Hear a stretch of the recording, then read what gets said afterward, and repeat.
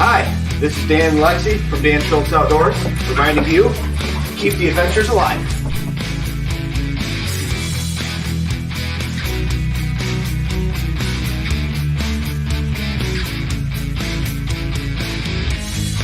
Hey y'all, I'm Johnny. And I'm Colleen. And we're the Keel Quest. And we want you to keep the adventures alive. Cheers!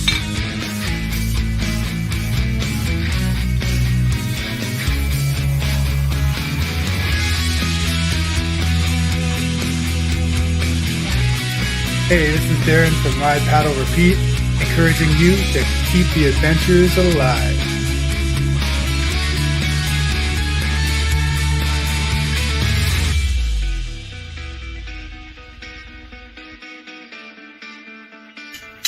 This is David from Beachley Ironworks saying keep the adventures alive.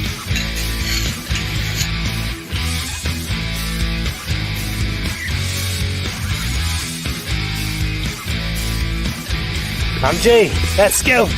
From Jay's Way, keep the adventures alive.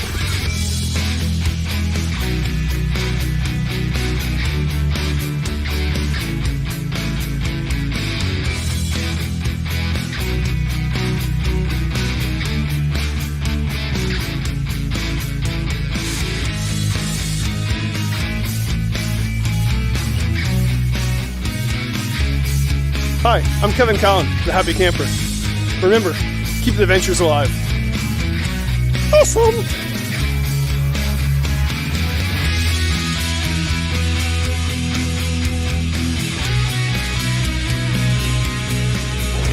Woo, buddy! Shug here! Keep the adventures alive. I am.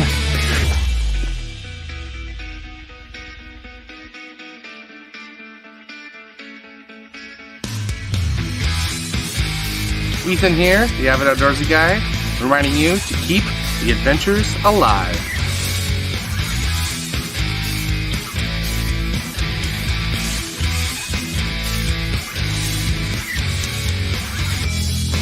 We're John and Aaron. Keep the adventures alive.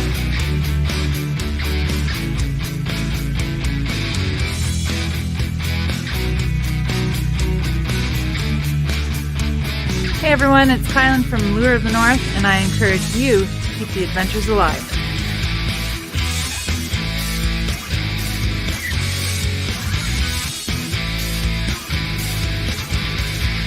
This is Sky North telling you, keep the adventures alive. And now on with the show. Tonight's episode of CANOEHOUND'S Outdoor Adventure Show is brought to you by OTG Meals. Fresh, freeze-dried, small-batch meals made for people on the go. Algonquin Outfitters, with 4 key locations in and around Algonquin Park to serve your backcountry needs. Kid Products, stick stoves and reflector ovens proudly made in Canada. And Novacraft Canoes, connecting you with nature in Canadian-made canoes since 1970. Well, hello and happy Tuesday evening, everybody, and welcome back to another episode of CANOEHOUND'S Outdoor Adventure Show that's going to bring you a lot closer to the great outdoors. My name is Dennis, also known as CANOEHOUND, and if this is your first time tuning into this episode, you know what? Thanks very much for joining us. Hopefully, before the end of the show, we'll have a few thumbs up, and you know what? Maybe we'll make a subscriber out of you. You know what? We got a really fun show tonight with somebody that I met just this past one of these past shows this season at Canoecopia in Madison, Wisconsin. We've been chatting for a little while about doing a little show swap and stuff like that, and we did make it happen here for sure. But before we get on with tonight's guest, I got a few announcements to make, as I usually do, while the chat over there gets all populated, and you know, and everybody can get chatting and enjoying the show. Let's see. You know what? Spring is in the air. I just seen Donald Dakota put in the chat there that him in his area in Michigan is getting hammered by snow and sleet while we're getting rain. So we have the April showers here started, which means that, you know what? Spring is in the air, man. Spring is in the air. And you know what? It won't be long. And hopefully we'll be out there doing a bit of paddling and, you know, or a bit of backcountry camping. So last week, I thought it was only fitting that we would have an episode, our annual episode on on spring camping or like spring spring canoe trip or backcountry camping planning. And we had Martin Pine and we had Nate Muskoka on, and we shared all kinds of tips and information, answered a lot of questions about the differences and the things that you should be aware of when you're planning a trip in the cold season.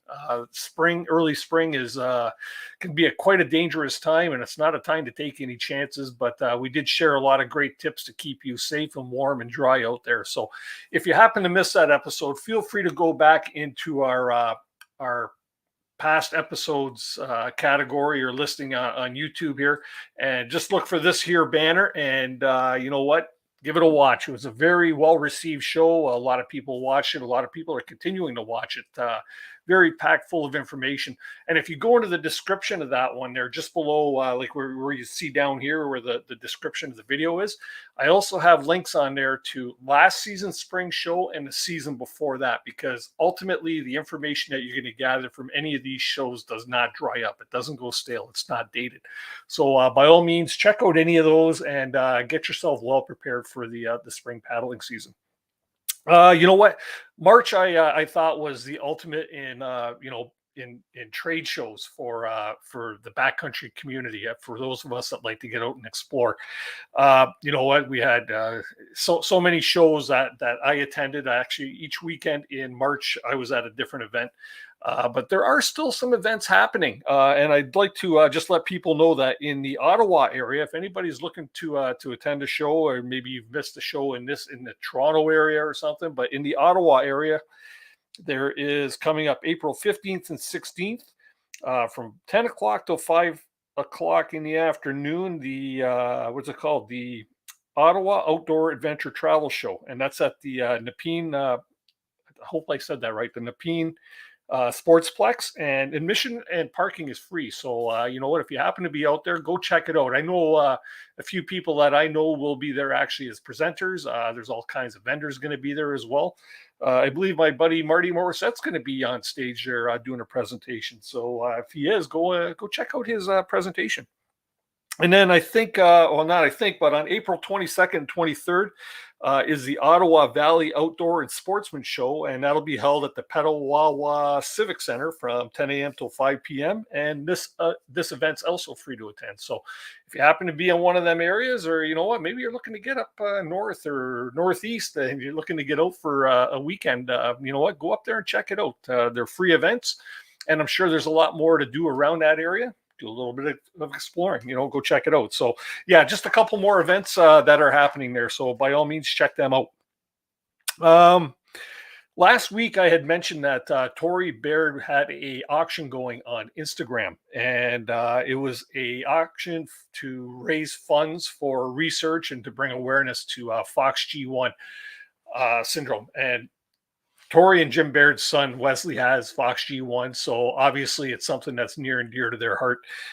You know what? The auction went really well. I actually won something on the auction, and I'm so excited to be getting this item. It's actually a motorized sharpener for knives, and I got a bunch of kitchen knives up there that just need some loving. So I'm looking forward to picking that up. But you know what? They were trying to reach a goal of $6,000, and I'm pretty sure last time I checked, they were just a little bit short of that. You know what? Whether you bid or not, it's a great opportunity to this whole community of ours, how we all step up and, you know, support different things.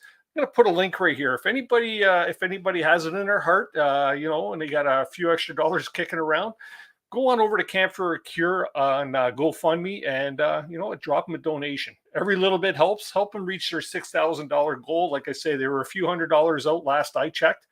But you know what? It's a great cause. Wesley's a sweet little guy. He's got a smile that never stops. And you know what? It's something that every time I think about it, it chokes me up inside. But you know what? Go on over there, drop a few dollars for Wesley and for Fox G1 research. Make you feel good inside, just like it made me feel good inside. Yeah, so I'll just I'll pop that up again later on in the show too. So, or you can just go to GoFundMe and just look up Camp for a Cure, and it'll come up. Anyways, Just wanted to welcome to the Canoe Hound family of affiliates. We just recently brought on Badger Paddles as an affiliate sponsor of the channel. Badger Paddles, if anybody knows Mike or Fiona, they make fantastic paddles. Their heart is truly in this. They've been doing this since like 2009. They make some fantastic paddles. They have a program going right now, I believe. For certain paddles that they're selling, for each paddle they sell, they'll plant a tree, which ultimately, will produce more paddles maybe down the road, 50, 60, 100 years, whatever it might be.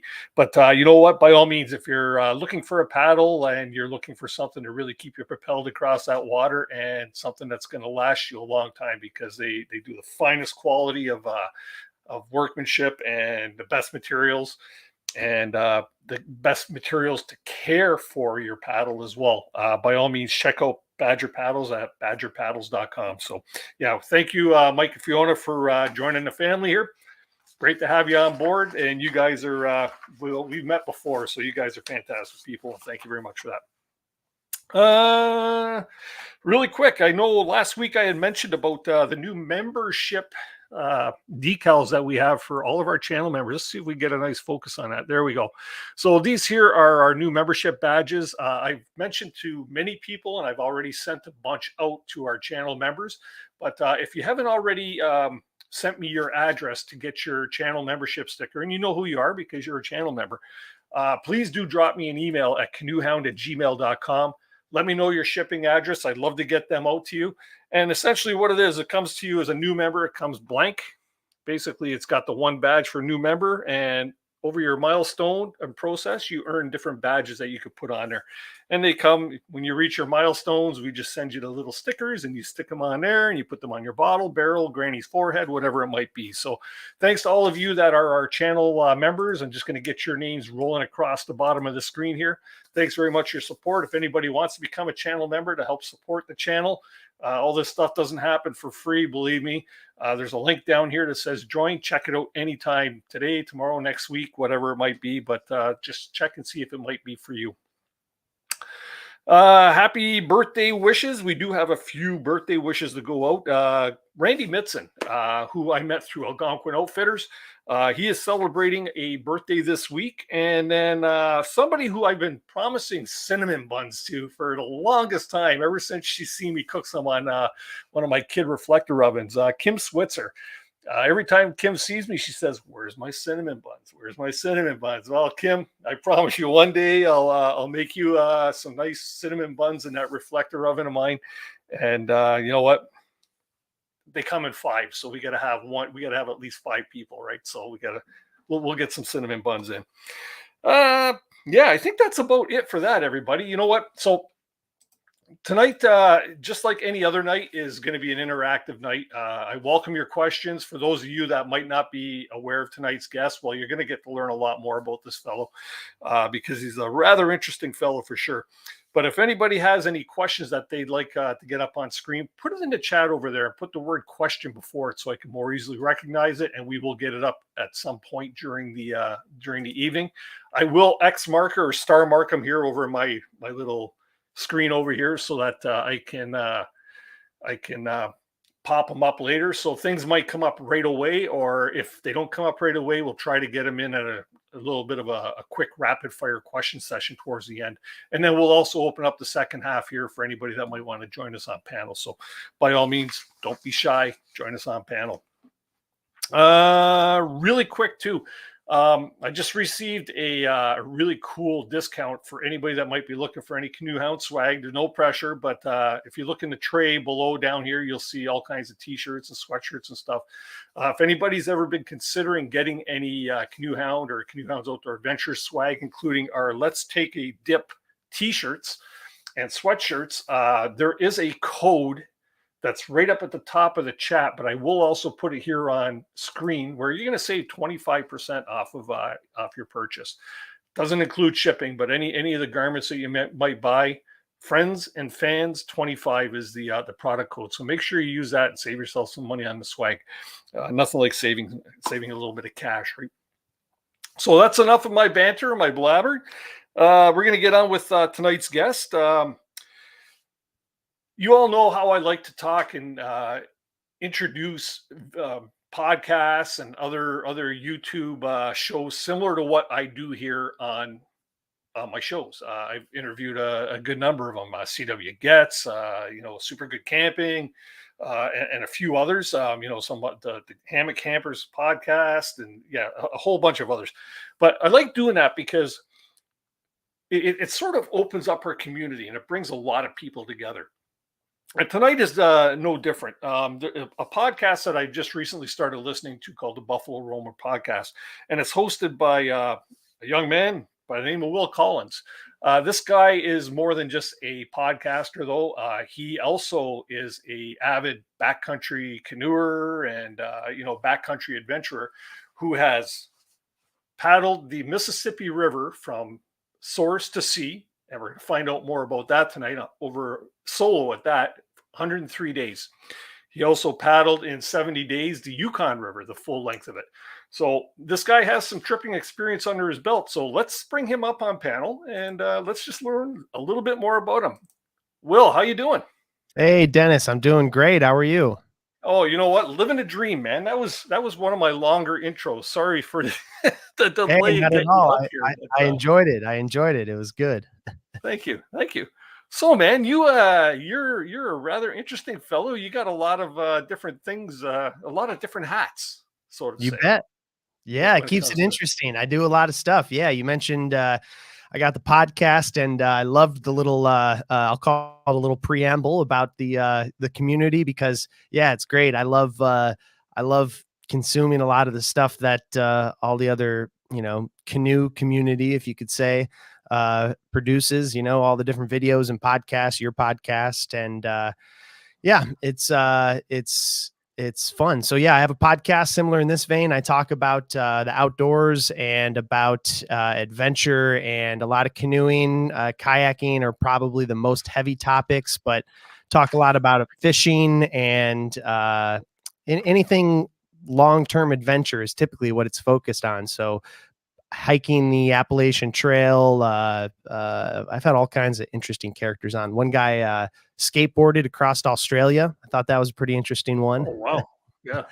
The whole outdoor adventure thing is more than just, like you say, about more than just canoeing or kayaking and stuff like that. It's about getting out there, right? It's about getting out there and enjoying what is out there, nature, in any way, shape, or form. Yeah, absolutely.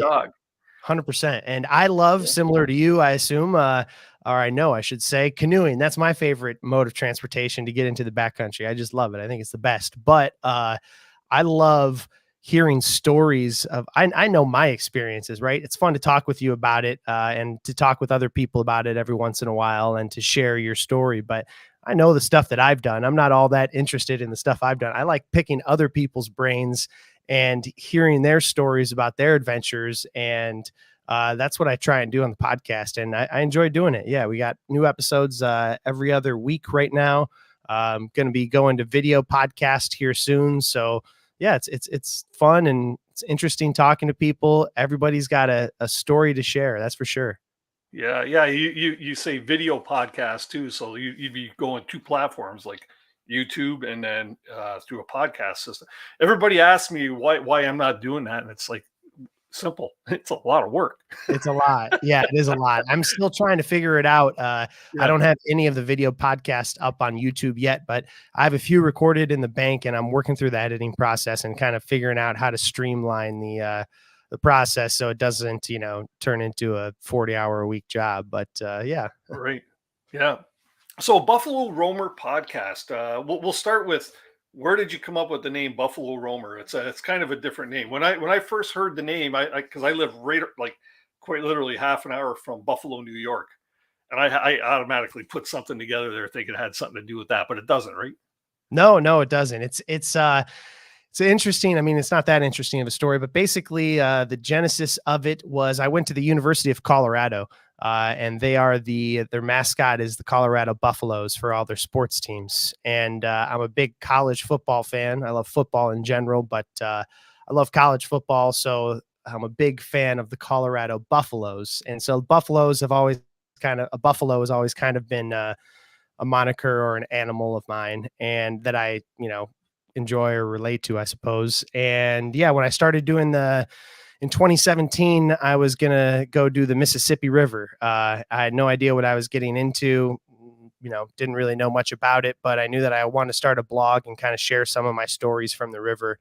And I was looking for something more unique than Will Collins. There's a million Will Collinses out there. So yeah, one of my buddies just came up with, hey, Buffalo Roamer, and it just kind of stuck and clicked. And I've never really looked back. It's kind of something that's unique, and yeah, that's all it is. Yeah, it's funny you say that too, because I guess my show would be pretty funny if it was called the Dennis Rogers Outdoor Adventure Show. It's like, who the heck is Dennis Rogers, right? Yeah. That's funny. Exactly. That's funny. So when did you start this, and what got you motivated to start a podcast of all things? Well, so I started it in 2020, I believe May of 2020, or maybe earlier. Yeah, 2020 was the first year I started it, though, and I've been going steady ever since then. But I had worked in radio before I did these few of the big trips. I worked in radio for I think about 6 years after college, and I left the radio business, not enough money in it, basically, and left the radio business, and I moved back here to Illinois, where I'm at now, and I manage a farm here, our family farm. And so I love the outdoors. The thing that I didn't like about the radio business, other than the pay, was it was always showy, right? Like you had to be kind of like, hey, good morning. I was a play-by-play broadcaster. So I did sports live on the air. And then I had a top 40 country music station show. And so it was always a little gimmicky, live on the radio. And I didn't appreciate that aspect of it, but I liked, being on the air. And so, yeah, it was just like, hey, I had a passion for the outdoors and for canoeing and for hearing other people's stories. And I felt like I kind of had the tools to do it. So I had this radio headset that I don't think anybody from the old radio station is watching, but that I lovingly got me started. I've since upgraded to this mic, but so I had some of the equipment, and I was like, yeah, let's give it a go. And I haven't looked back. It's just been a blast. I've met so many cool people, heard a lot of cool stories, and yeah, rocking and rolling now. Yeah, I've really been enjoying listening to your podcast. Like I got so many podcasts that I listen to, so sometimes I'll neglect listening for a couple of weeks, and all of a sudden I do this binge listen, right, where that's all I got on in my truck, as I'm driving along, no music. I'm just hitting the podcast from one to the next, right? And you're one of your more recent ones, and it's a young lady I'd love to get on this show, was the young lady who paddled from Minnesota all the way to Hudson's Bay. Yeah, solo. She's great, isn't she? That was like more than impressive. Like, I actually looked her. Refresh my memory. What's her name? Madison Elkland is her name, and yeah, that was I think 2 episodes ago or so. If you're interested in hearing that one. Yeah, she's spectacular. Yeah, she paddled. She did the old route from Canoeing the Cree, which is a famous book, paddling from Minnesota, Minneapolis to Hudson Bay solo in a kayak. And I want to say, if I was just guessing, I don't know, she's definitely under 30. And so, yeah, young girl paddling kayak solo, no qualms at all. And yeah, fascinating girl, really well spoken. I enjoyed that one. Yeah, she's really cool and definitely a go-getter, eh?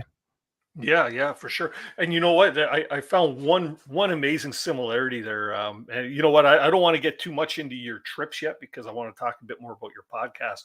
It was really cool how the two of you were talking, and I watched your presentation at Canoecopia, and you were talking and about people, the people that you met along the route.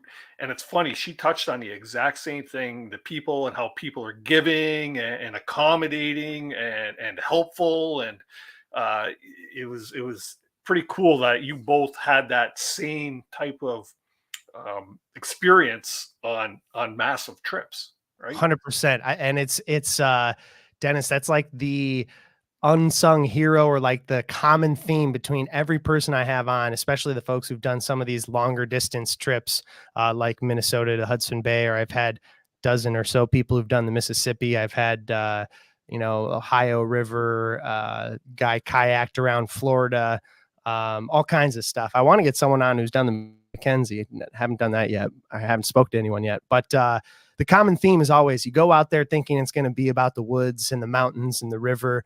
And it's always the people. It's the people you meet along the way that are the stories you share, 10, 15 years down the road.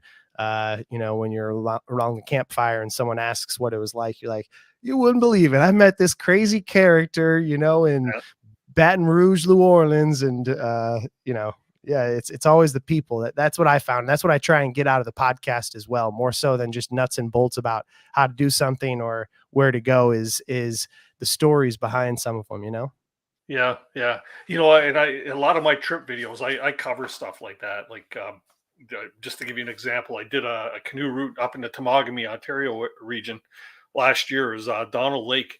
And I actually spoke to and sort of did a quick little interview with not one, but two different people. These people on their dock, and they're waving me over as I'm paddling by, right? And it's like on the one lake where there's still some cottages. And they waved me over. I ended up spending like an hour and a bit talking to them. They were loving my dog Molly up. They had a couple of dogs. The guy invited me up to check out the woodworking he's done on his cabin. And it's like, I got to get going, man. I really do, right? And then a few portages later, I met a lovely family out there that, who I later found out this gentleman's a mat maker. And I met him and his wife and his daughter several times since then now. But it's just pretty cool, the connections you can make out there while you're out there doing these things, right? Absolutely. And the podcast too, I'm sure, as you mentioned in the preamble there in the intro, the connections that I've made from the podcast, including you now, I got several friends and folks that I met in person now, and lots of it's just through the internet as well, but connecting with really cool people and interesting folks who are doing interesting things, and kind of keeps the inspiration juices flowing. Sure. Yeah. And you know what? That's everybody asks me like anytime, and I'm sure you'll probably ask it when I do your podcast there as a guest that, what got you doing what you're doing? And for me, it was the exact same thing. I started doing this because I wanted to get to learn more about the people I follow on YouTube, because like I'm a YouTube junkie when it comes right down to it. I rarely watch television, like don't even have cable TV, but so for the most part, it was about meeting people like yourself and other people in the community and learning. I'm sure for you, this has got to be a huge learning experience as well, right? Oh yeah, absolutely. Yeah. Especially for me, I mean, there's lots of things that you pick up, but the things that I always remember, because I'm an outdoor junkie, are like the places I want to check off. Like, oh, I didn't know this wilderness area existed. Like, I'm going to try and go there. Or, lots of keeps the gears turning a little bit about some of the possibilities out there. Mm-hmm. Yeah, precisely. So now we're talking a bit about the podcast. Tell me about some of the people you've actually had on the show, people that have left a real mark on you. Sure. The Madison Elkland one that we touched on was a great one. Let's see. I think one of the neatest ones from my perspective, I spoke with a gentleman named, what is his name? Buck Nelson is his name. I don't know what episode number it is, but he's a retired smoke jumper up in Fairbanks, Alaska. And so he spent his career fighting wildfires, jumping out of planes with like a 4-man crew and fighting these wildfires. And then in the off time, he would go do these extravagant adventures. So he canoed the Mississippi River and first he hiked the AT, and then he got off the AT and the next day went to the Mississippi River and canoed the entire Mississippi as like one continuous trip. Some of the more neat ones is he did a 70-day, I believe it was 70 days living off the land. He got dropped off by a bush plane in the coast of Alaska, and all he had was a rifle and fishing gear.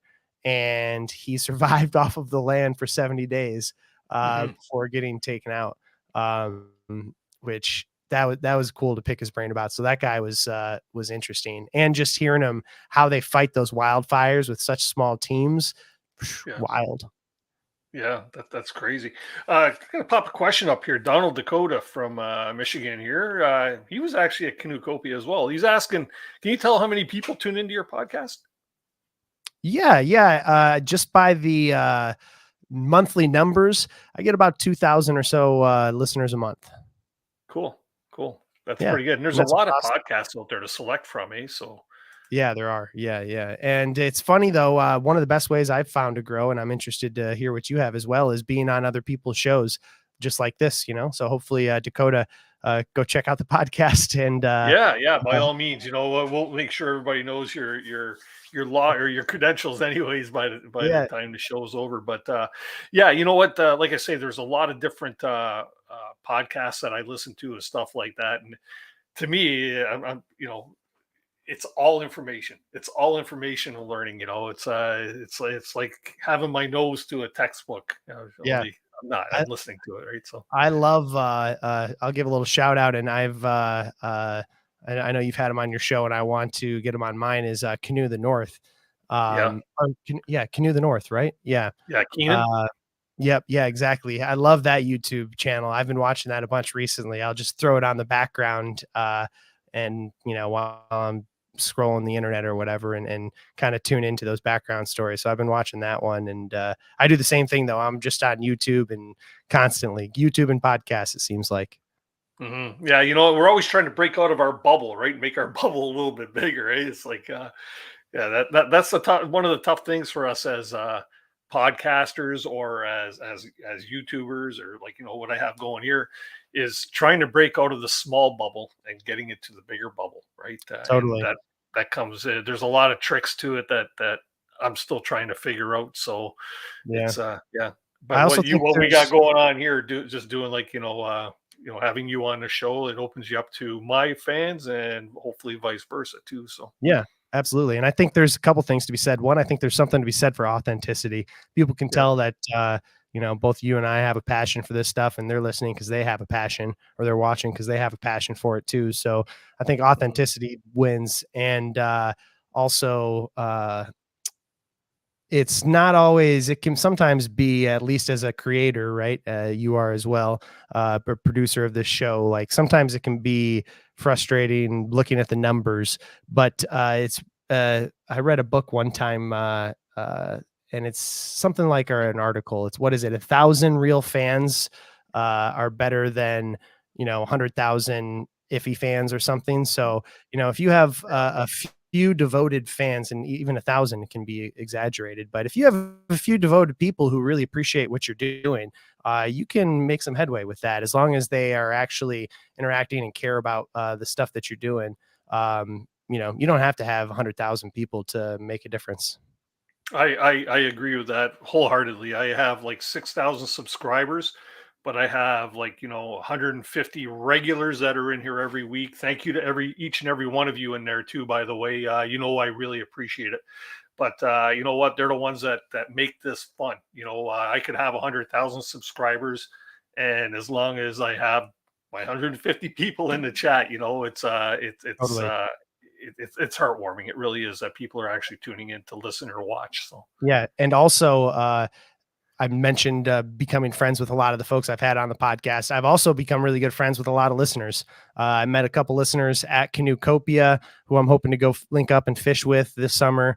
And I have a couple guys. One guy was inspired to paddle the Mississippi himself because of hearing some of the podcast and my stories. And I met him out on the river. This was 2 summers ago now. I met him out on the river and spent a day and a night camping with him and paddling with him on his trip of the Mississippi. And that was a listener. And so it's fun connecting with listeners and becoming friends with, it's just people who appreciate the same stuff and have the similar passion, right? Yeah. Now I'm going to tell you a quick little story about Keenan and Ashley from Canoe the North. So I watched one of their videos one time, and it's like they're paddling down here in Niagara on a stretch of the Welland River, which is like it's a little river that goes through farming land and through the city of Welland, pretty much. And I'm thinking to myself, wow, man, they traveled all the way down here just to go paddle the Welland River. Here I find out later they live like 15 minutes away from me. I thought they were like Toronto or someplace north, right? And it just so happens they live in the next city over. And I'm telling you, I think their house almost backed onto a house that I lived in with my parents years ago. So like, that's funny, isn't it? So they're that close. And Keenan come by my house one day to drop off something, and we just missed each other by like 5. So I've never met Keenan and Ashley. Oh, really? They live really close. So it's like one of those things, right? And I really enjoy their channel too. So yeah, me too. Yeah, that's cool. So we're talking about some of your more memorable guests. How do you find your guests that you have on your show? Honestly, at this point, it's all mostly organic. It's either a lot of it is social media. I'll see somebody's social media that's interesting and just reach out to them.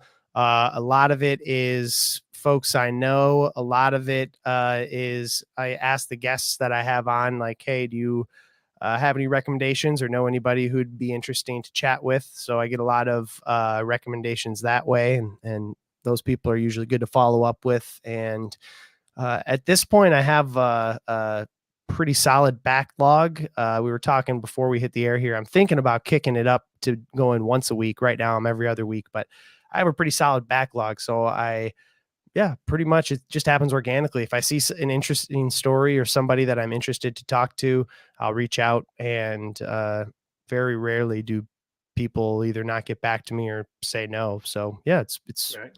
Worked out pretty well.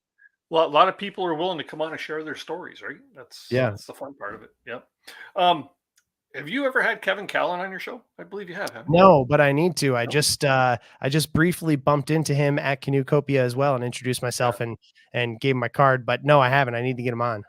Oh, I'll talk to Kevin. We'll get him on your show.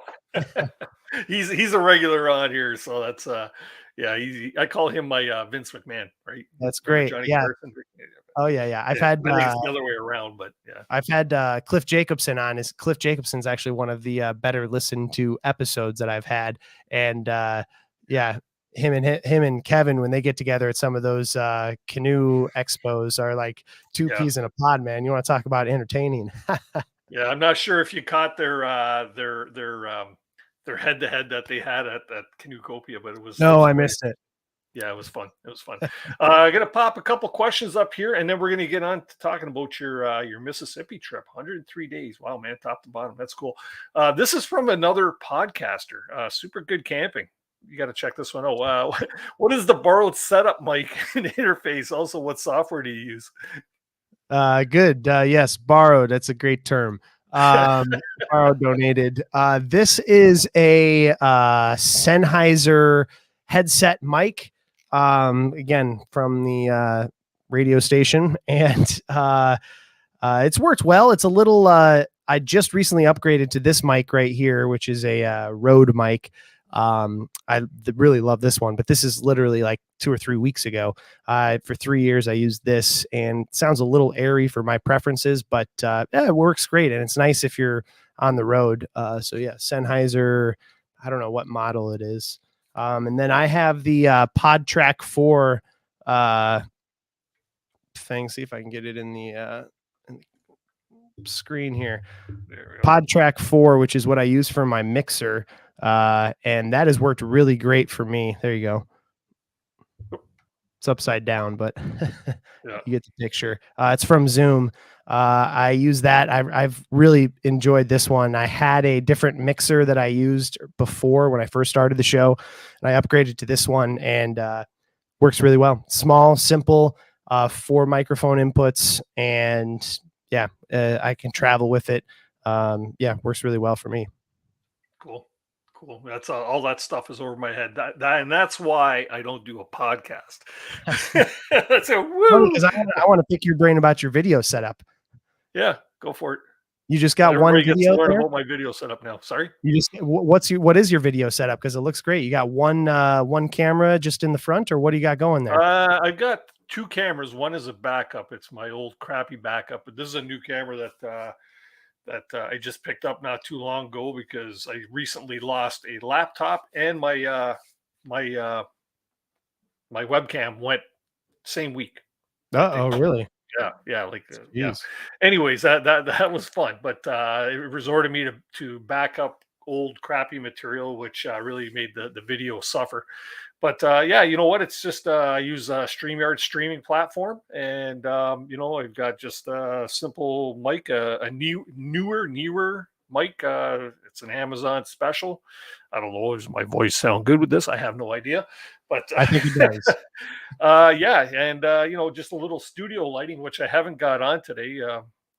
Yeah, it's a pretty simple setup for what I do, and like I say, the more simple it is for this guy, the better that is. So I agree. So I had an old studio. This is a little office I have here that I kind of converted to a studio. I had a studio that I did for the first year and a half or so of the podcast, just in a closet with a bunch of moving blankets on the walls, and I'm already kind of starting to sweat right now. You can see I'm feeling some sweat in this room. But when I was in that closet, man, I had to move because I would do like the first 20 minutes of the podcast, and then with no air or fan in there, in the little closet in the with the blankets on the wall, I was like dripping sweat halfway through the interview. It'd be like, all right, I got to take a break. Yeah, that's awesome.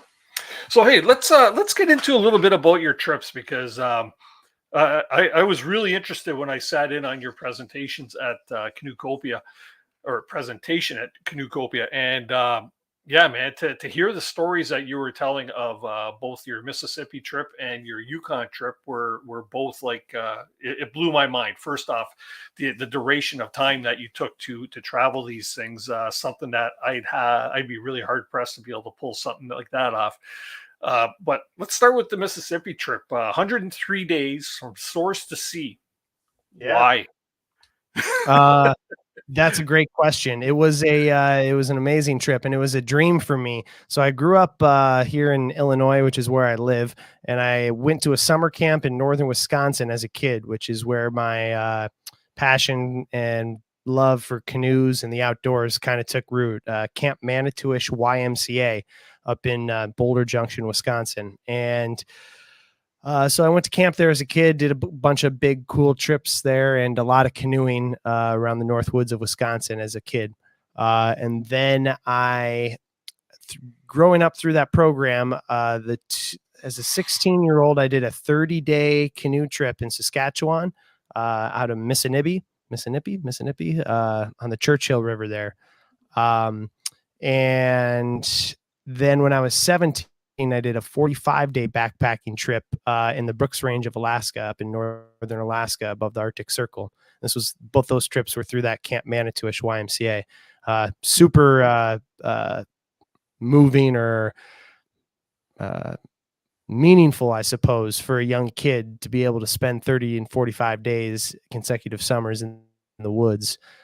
So after those trips, I knew that I wanted to go do a big river trip on my own at some point. I didn't know when that would be. So I graduated high school, went to college, and then after college, I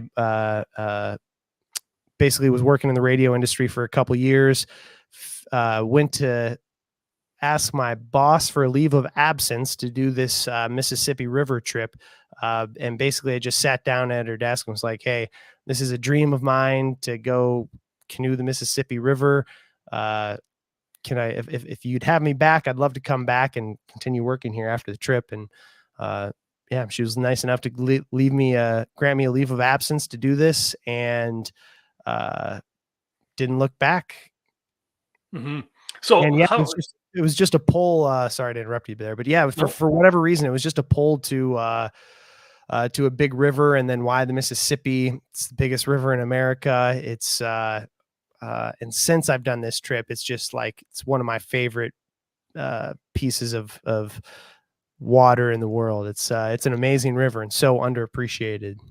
Mm-hmm. Yeah, and now the one thing I really got out of your presentation there at Canoecopia was the difference between the Yukon and the Mississippi, but we'll get to that in a minute. So now you're starting at the source, like, okay, logistically planning. How do you plan a trip that's going to last you 103 days? Like, walk us through the process. Sure. Start to finish on planning the trip. Yeah, well, great question. And everybody is different, right? But me, there wasn't a whole lot going into it, honestly. I mean, I had an idea. I had done a little bit of research online, and there was at that time there was not nearly as much as there is now, which still isn't that much, but wasn't that much information on it. So basically, my thought process was bring everything that I would need to live. I thought it would take me about 3 months, which it ended up, being pretty close to there, 100 days. So 10 days over. And my general thought process was I would hit town because the Mississippi is not, it's pretty raw and remote when you're on the river. But the nice thing about it is it runs right through the heartland of America. So you have towns and, grocery stores and burger joints and, cold beer the whole way down if you want. So I planned to stop into town every like 5 to 7 days or so, which is kind of what ended up happening for me. And basically, as far as the planning process, I just took everything I thought that I might needed. And in my head, so the river is kind of split up into 3 sections, more or less. You have from Lake Itasca, the source, to Minneapolis, which is the start of the river. It goes all through Minnesota. Minnesota, if you can believe, is about a third or so of the river. A lot of it is up there, and that it's like a small creek kind of, and like a wilderness, like a Northwoods type setting. And then after you get to Minneapolis, you start getting into the bigger cities and the lock and dam system. And so the river gets a lot bigger, and that lock and dam system goes from Minneapolis to St. Louis. And then from south of St. Louis all the way to the Gulf of Mexico, it's a free flowing, just big, massive river. And so in planning the trip, basically I thought, all right, I'm just going to break it down.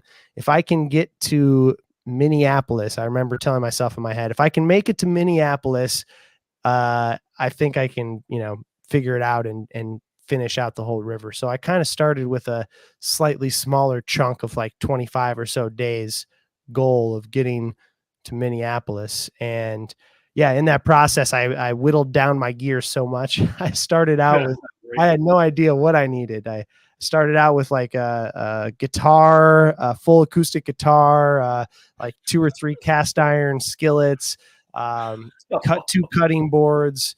And mind you, I'm doing all kinds of portages in the beginning. That is crazy. Yeah, if you you would think though, through your experiences that you had with the camp, that you would have known a little bit more of what you should be and shouldn't be carrying, right? But so Yeah. I kind of got a kick out of your presentation there when you I think one of the first video snippets. I wish we could play it for everybody here, where you're standing in this like little bog area. You go, well, everybody, this is it, the mighty Mississippi. Yeah, it's wild to see, isn't it? I love showing that clip too, because it's funny. Yeah, you think of the Mississippi as a wide, behemoth of a river, and up there a day or two past the headwaters, the river, it's a creek. It's no wider than the width of my canoe, or barely wider than the width of my canoe, which is what, a few feet, 35, 36 inches, something like that. Yeah, tiny little thing. And yeah, it's funny to think of how it grows. By the end, it's like, several miles wide. And it turns into from a sort of remote wilderness area into a very commercialized type of river, because the Mississippi in the southern states is really commercial driven, right? Yes, absolutely. So it is as wild as the Serengeti often at times. It's as wild as it can be. But the section, particularly from down in southern Louisiana, from Baton Rouge, Louisiana to New Orleans, that section, like you mentioned, yeah, it's there's a lot of oil and grain and plastic industry there that all the chemicals get shipped up and down. And yeah, it's massive barges. Yeah, super busy commerce section there. And there's big barges up and down the whole length, but most of the time they're kind of traveling at a speed that you can avoid them and you can see them from far enough away that it's not too big of a deal. But down in that Louisiana section, there's some times where it gets a little sketchy for sure. Mm-hmm. So now 103 days out there, which means, well, you got 103 different places you got to camp or you got to sleep. Well, there's not obviously marked campsites all along the Mississippi. Give us an idea of what your camping accommodations were like. Where did you camp? How did you camp? Sure. Yeah. So the first section of the trip in Minnesota, first maybe, I don't know, 15 or so days, there is established campsites that have like a fire ring and stuff. So I would stay at those for the first few days. But yeah, as you progressed, so the upper Mississippi, a little known fact, and I was just telling this to a buddy the other day, it's the Upper Mississippi Wildlife Refuge. So basically from northern Illinois all the way up to Minneapolis, I believe, is all public land. So it's a wildlife refuge. All the islands are public out there, so you can camp anywhere out there. So typically what I would look for is a nice island, a big sandbar. Lots of big sandbar islands out there too, but I would look for a big sandy beach with a little forest behind it and lots of driftwood.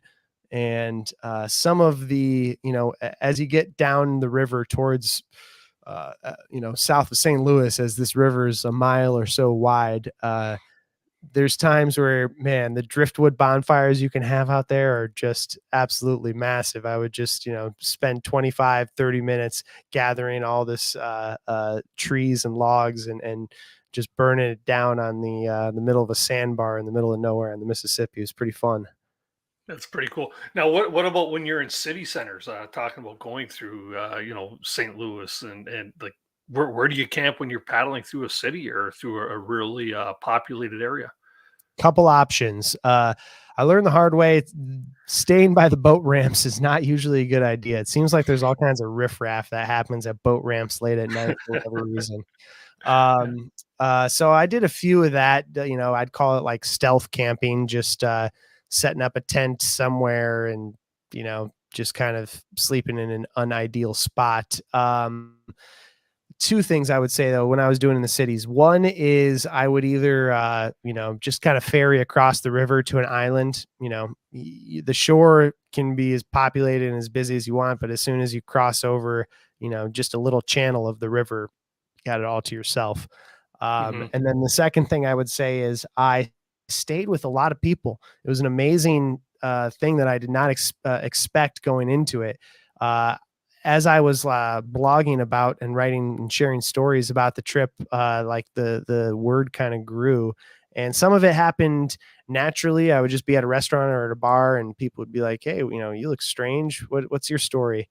But other of it happened. Oftentimes, it happened through the Facebook as well. But I would stay with folks. People would be like, "Hey, I live in St. Louis. Come crash at my place," and they'd cook me a meal. Let me do laundry at their place. Let me stay at complete strangers. It was absolutely spectacular. I probably stayed with maybe 25 or so different people along the way who I randomly met, and all of them were just so kind and generous. And I still keep in touch with a lot of them. Yeah. But was there anything on the flip side of that where a little bit shady? Not really. I had one instance where there was a commercial fisherman who was really kind of strange and like came up to me and was like flipping me off and just acting real weird, kind of uneasy. And then what else? I think that's really about it. But the other thing I would say to that, Dennis, is that I think I'm pretty good with people, and I generally have a pretty good gut feeling with somebody. So, I avoid people who I don't don't feel good about, so I don't even go there. And I was never I never had any bad interactions. Okay, maybe I'm watching too many movies or something. Could be. That's funny. So any like along this route, because we're talking 103 days, like you must have had some nasty weather fronts thrown at you. You must have had some layover days due to weather. Oh yeah. Any mishaps along the river? Lots of weather days, like you said. The other thing is that I was in no particular race. I wasn't trying to win a Guinness World Record or anything like that for speed. So if I had bad weather, I would lay up and hang out in the tent and read for a day, or go into a town and check out a new town along the way, which was part of it for me, was kind of understanding trying to come to understand the fabric of America, because this river runs through the heart of America. It's like the lifeblood. I like to think of rivers as kind of the lifeblood and the veins of any particular of geography, for instance. So like kind of going on a stretch here, Dennis, but stay with me. So no, I'm with you. I know where you're going. Yeah. So you have a valley, right? Any particular valley, the creek or the river that runs through that valley, that's like the main source of life for that valley. All of the animals that want water, they're going to come down to that creek. All of the vegetation grows thickest along that creek. So it's just like the highway for that wilderness area, right? So if you scale that out and then you look at the Mississippi River, like that's the main freeway of North America, essentially, one of them. And it's just like the fabric of America is written through the Mississippi as well. So I enjoyed going through and seeing a lot of these oftentimes, forgotten or river towns of past, I guess, that history has kind of passed by. You think of like the grand times in like the 20s and 30s and 40s on the river in the Mississippi, and stern wheelers and but it was cool to be able to stop into these towns and kind of get a feeling of the fabric of the country. Yeah, in the Mississippi, I as a Canadian, I know the steep history that the Mississippi carries. Or right back to the early days of the United States, right? So yeah, absolutely. It must be kind of like an honor to have even paddled that, like stepping back in time to a point, right? 100%. Yeah, 100%. And and just a cool way to see the country, and from the view of a canoe, which is the best way to do it, in my opinion. And I've since then too, back then as well, but even since then, that trip was in 2017. Since then, even more so, I've become fascinated with the like fur trapping era and some of the Native American history of the area that I'm in particular here in Northern Illinois, which is pretty close to the Mississippi. So it's like reading some historical accounts about the area and the tribes along the river and the trade that happened and where the different trading posts were. I find all that fascinating too. Very cool. Along your travels, did you meet anybody else that was paddling a great distance on the river itself? Yes, up in Minnesota. So to give a frame of reference, and I'm probably going to botch this, somebody recently told me definitively, Norm Miller, I believe is his name. The guy runs one of the Facebook groups for Mississippi and Missouri River paddlers. But I want to say it's like 25 or so people attempt a through paddle of the Mississippi per year, with about half of that finishing. So there's folks out there that do it, and that is a growing number too.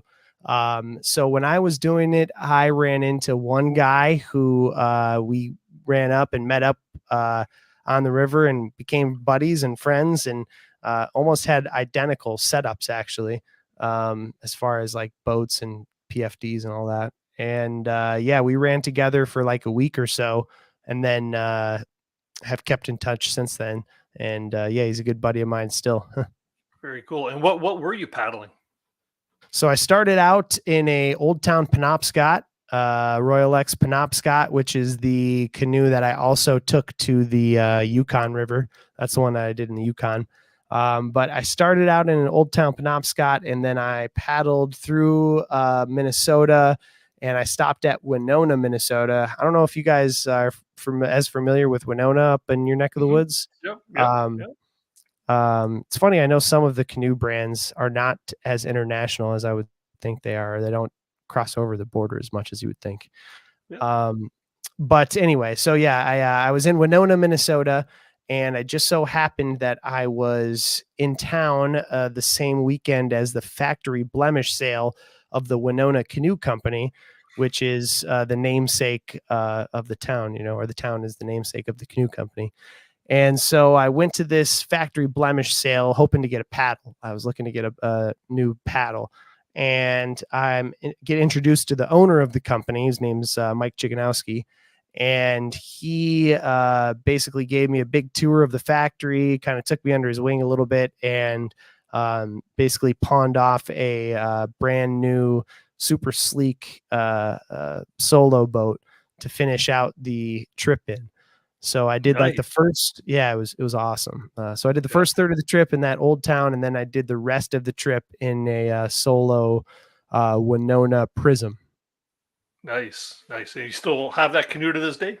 Oh yeah. It's in the garage right now. So I dropped off. I left the Old Town with a family that I had met and was staying with in Winona Canoe. And I was like, hey, at that time, I didn't think I would ever pick it back up again. I was like, hey, you keep this boat as long as you want it, as long as you take your kid, Finn, who was the guy's son's name. I was like, take Finn out for a couple weekends in the canoe and you can hang on to it for as long as you want.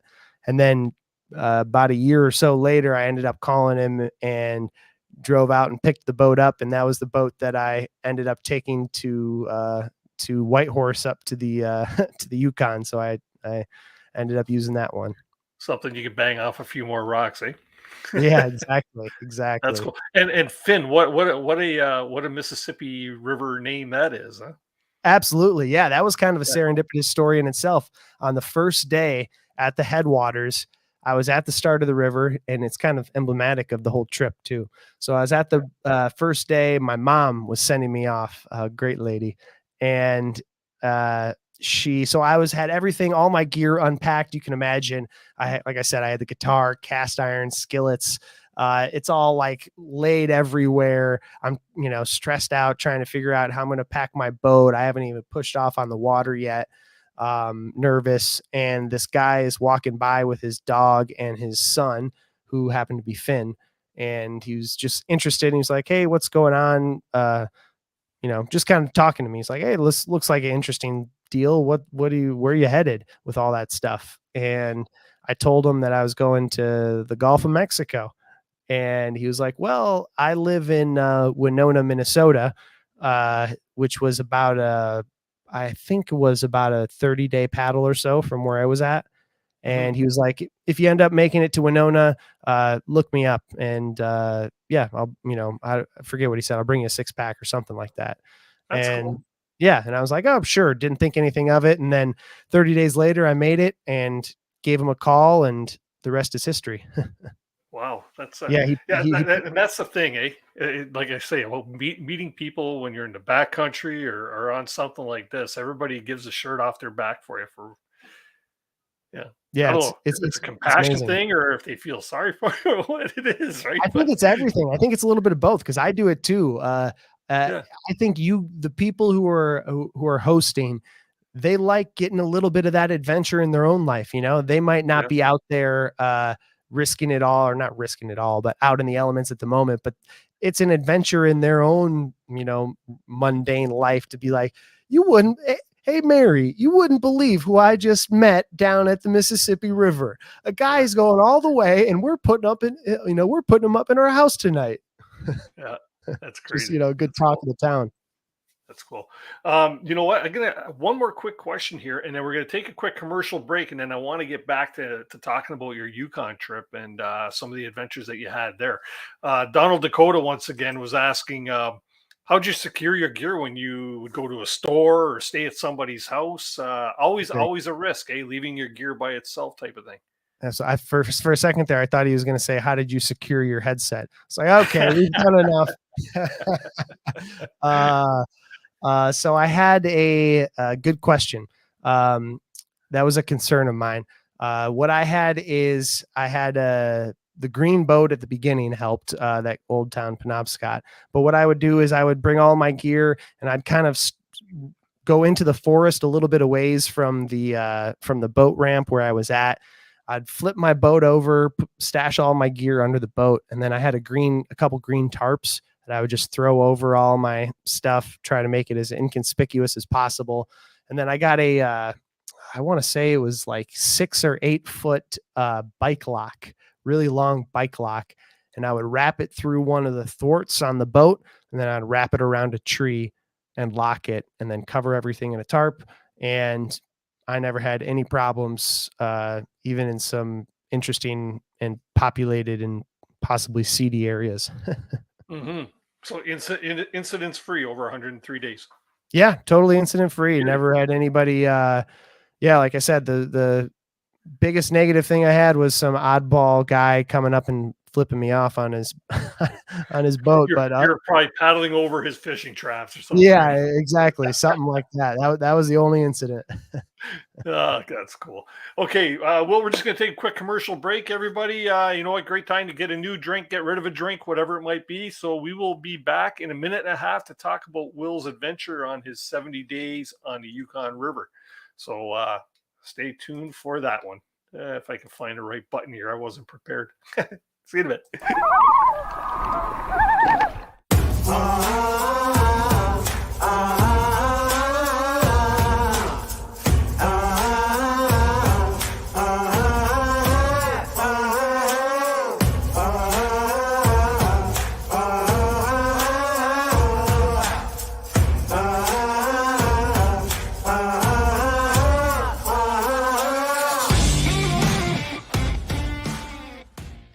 There's nothing like being out there.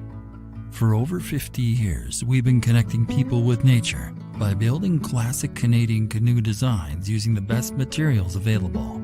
We built a reputation on durable, dependable canoes that allow you to focus on what's important, whether that's unplugging in remote wilderness, spending quality time with your favorite people, or nailing the perfect line. Visit novacraft.com to find the perfect canoe for you and locate your nearest authorized dealer.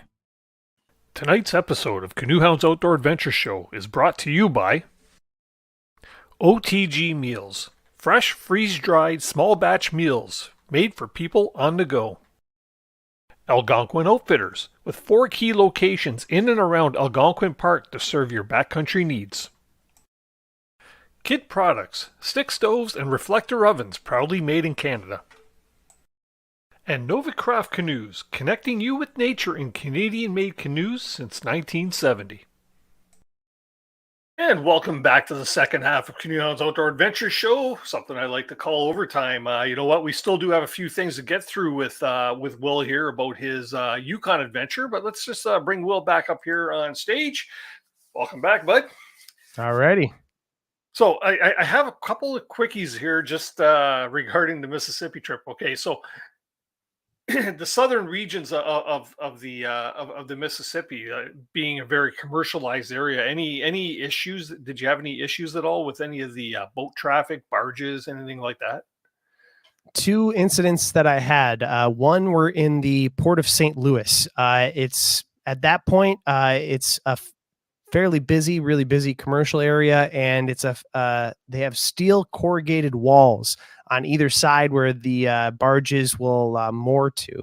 And as I was paddling through the port of St. Louis, a barge was coming through, and I got kind of stuck between the barge and the corrugated wall. And the wake coming off of the barge hit the steel wall and kind of reverberated off of the wall and then met the other wake coming back from the boat. So it created a real kind of whirlpool of currents and wakes that I wasn't really expecting. And I got stuck between a barge in the wall, like I was saying, and I got caught a little more sideways than I would have liked to have been. And that was the closest I came to tipping. I was able to catch it with a brace and totally fine, no big deal, but I was spooked for sure that time. Yeah. And then the other time, as I mentioned, between Baton Rouge, Louisiana, and New Orleans, lots of big barges. And down there, the thing is, so the big barges usually stay in the middle of the channel, and it's a big river at this point. But off on the side, they will stage the containers that are going to be loaded onto the barge. So you can basically think of it as like a semi truck, like the container that a semi truck pulls is floating on a barge, and they're stacked probably 3 or 4 wide up against the bank of the river. So if you stay in the middle of the channel, you got to contend with the big barges. If you stay close to the edge, you have all these containers that are stacked up, and then you have these ships that are moving the containers around, smaller ships than the barges, but they're moving the containers around, getting them ready to preload onto the barge when it pulls up. So they're, coming from around the corners out of nowhere, flying by as on the edge of the river. And so you have to pick your poison there. And that, again, one time I got stuck between one of these smaller boats that was coming, messing around on the edge, and bigger boat, the barge. I got stuck between them.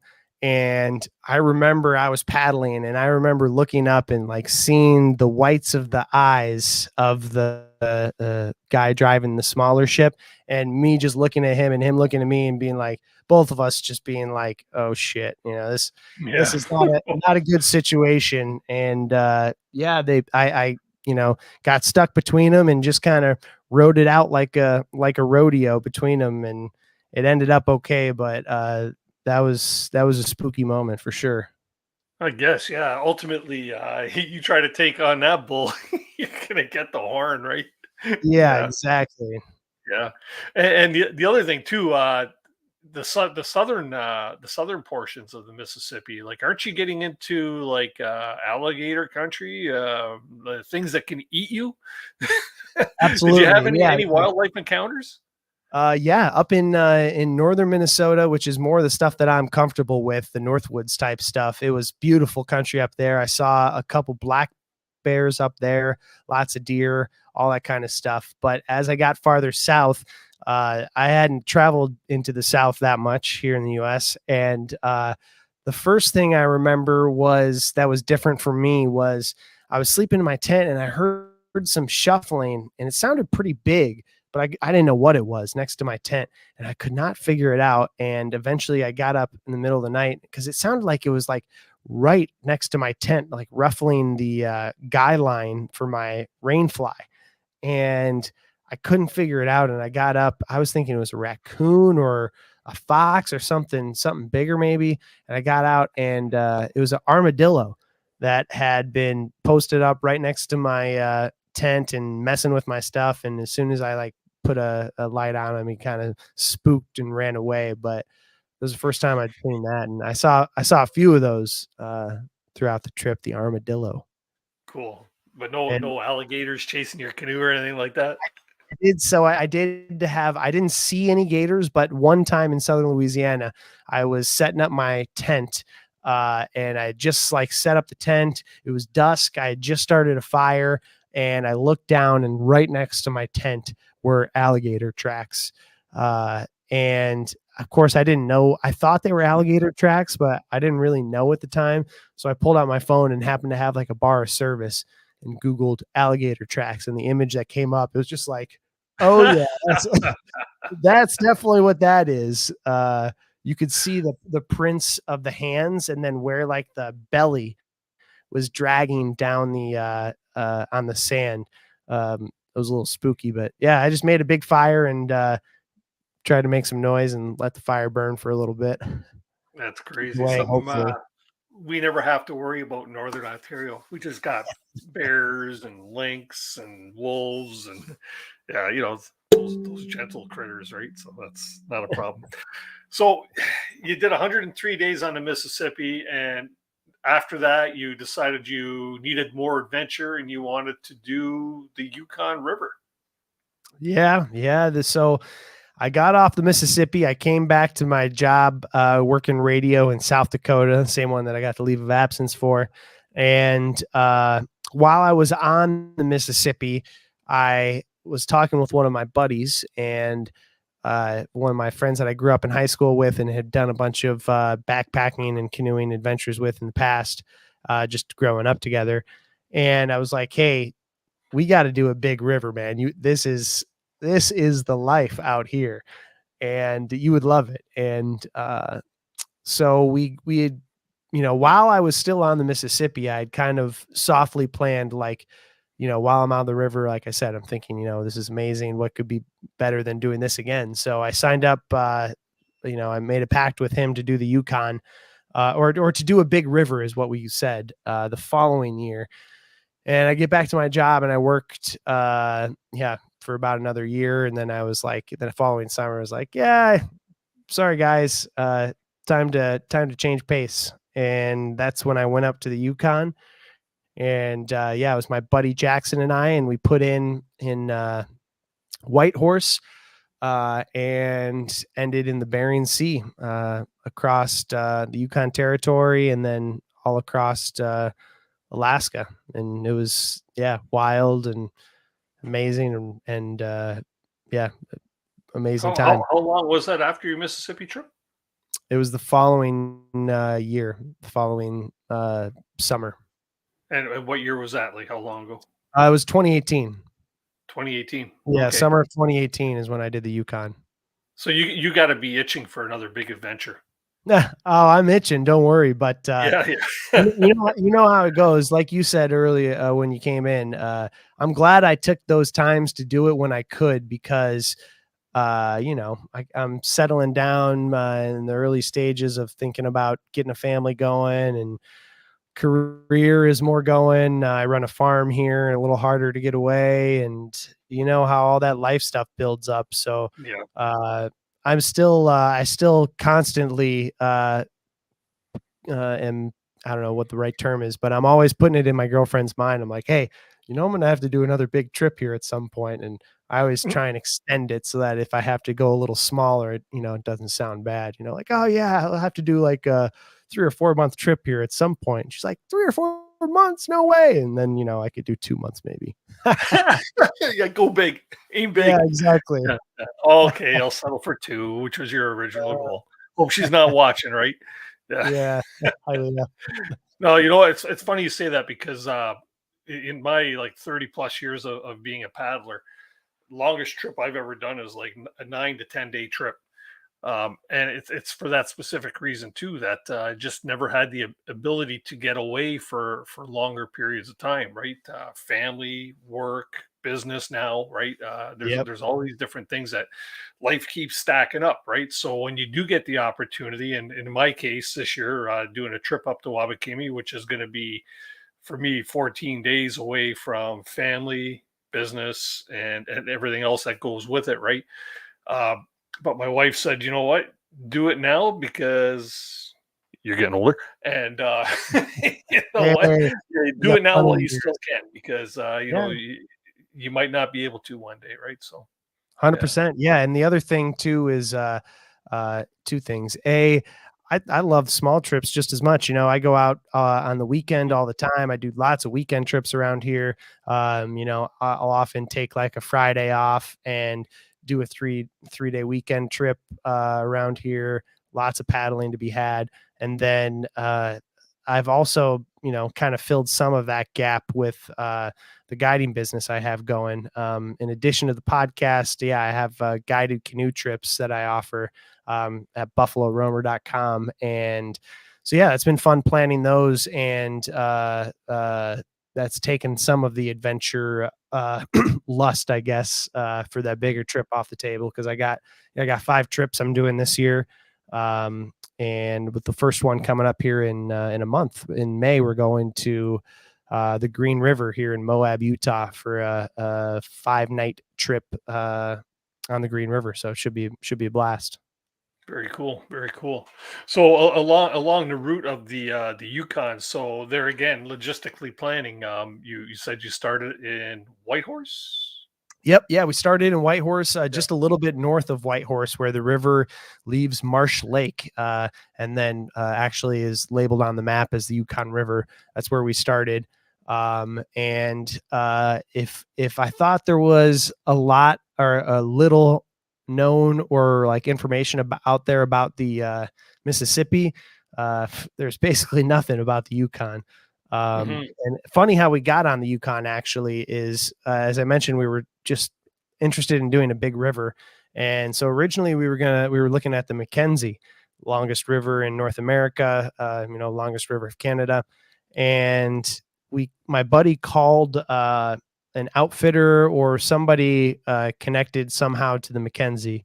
And the guy says, yeah, the Mackenzie would be fine for your type of trip. You could do it all the way to the Arctic Ocean.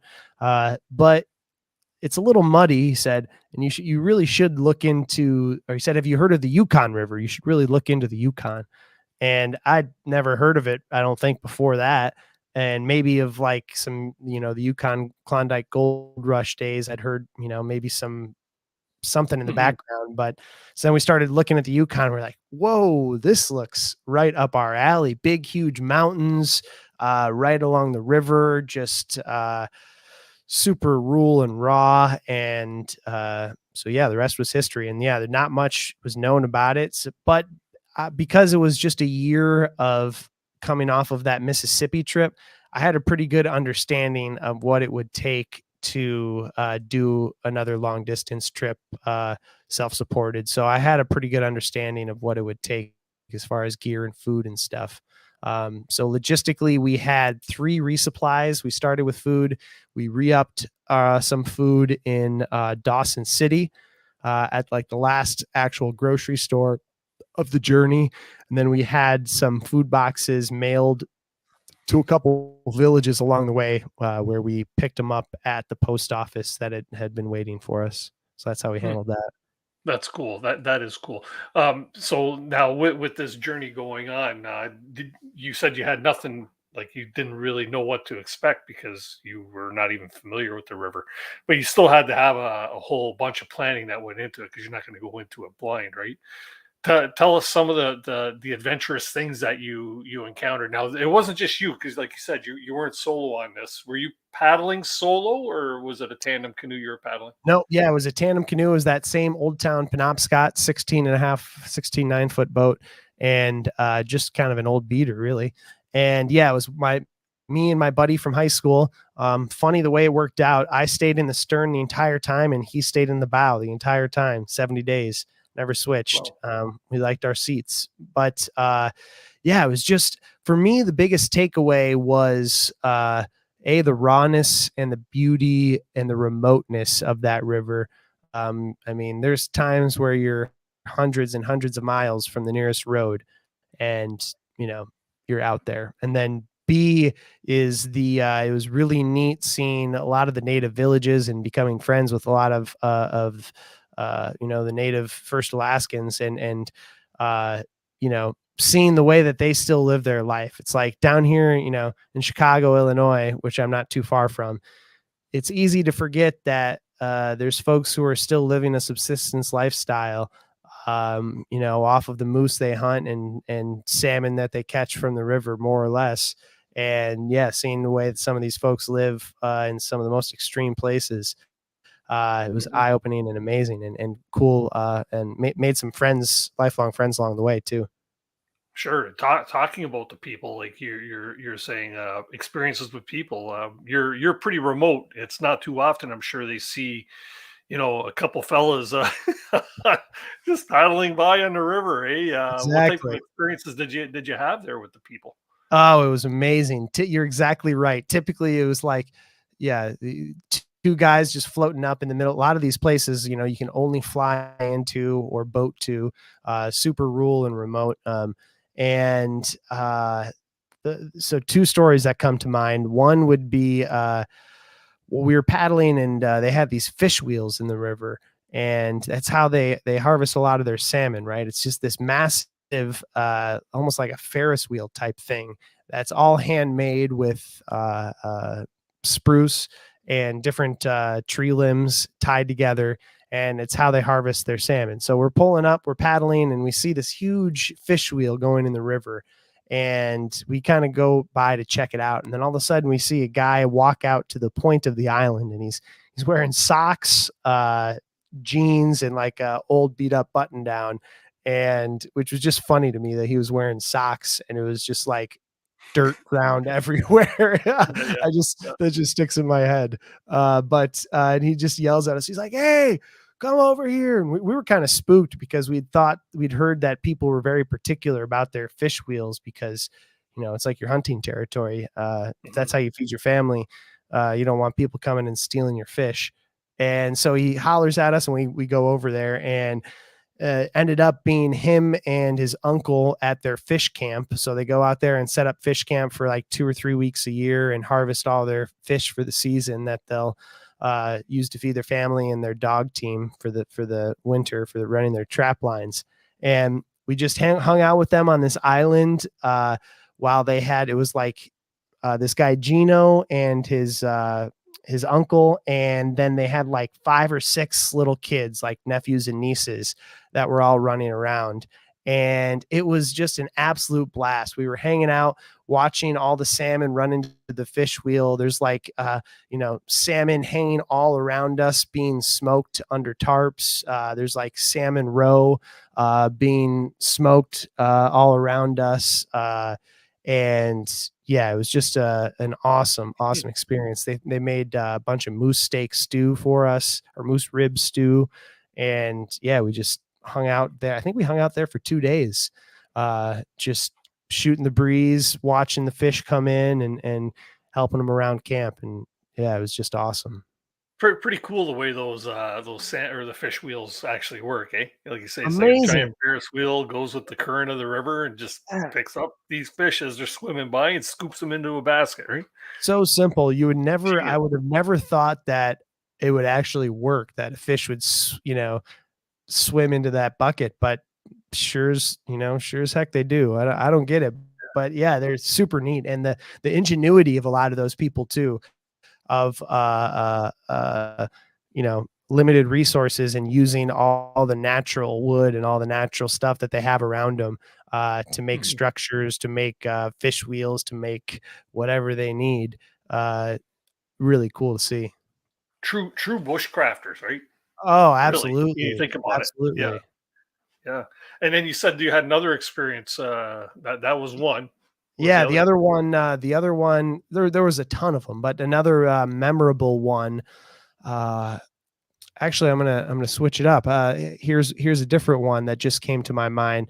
There's 2 of them. One, we met some awesome ladies who cooked us a bunch of moose steaks. The short story is cooked us a bunch of awesome moose steaks, and as we were getting ready to eat them, we realized that they had cooked them all just for my buddy Jackson and I. We thought like everyone was going to have this whole big feast, and it was like the hospitality of them. They were like, "No, all of this food is for you." Like you mentioned that in your presentation. Yeah, it was like a feast for like 10 people, and it was just me and him, and we're like, we cannot eat all of this. Like, you guys have to come in and help us, which eventually they did, but they were just happy to be able to provide, Yeah.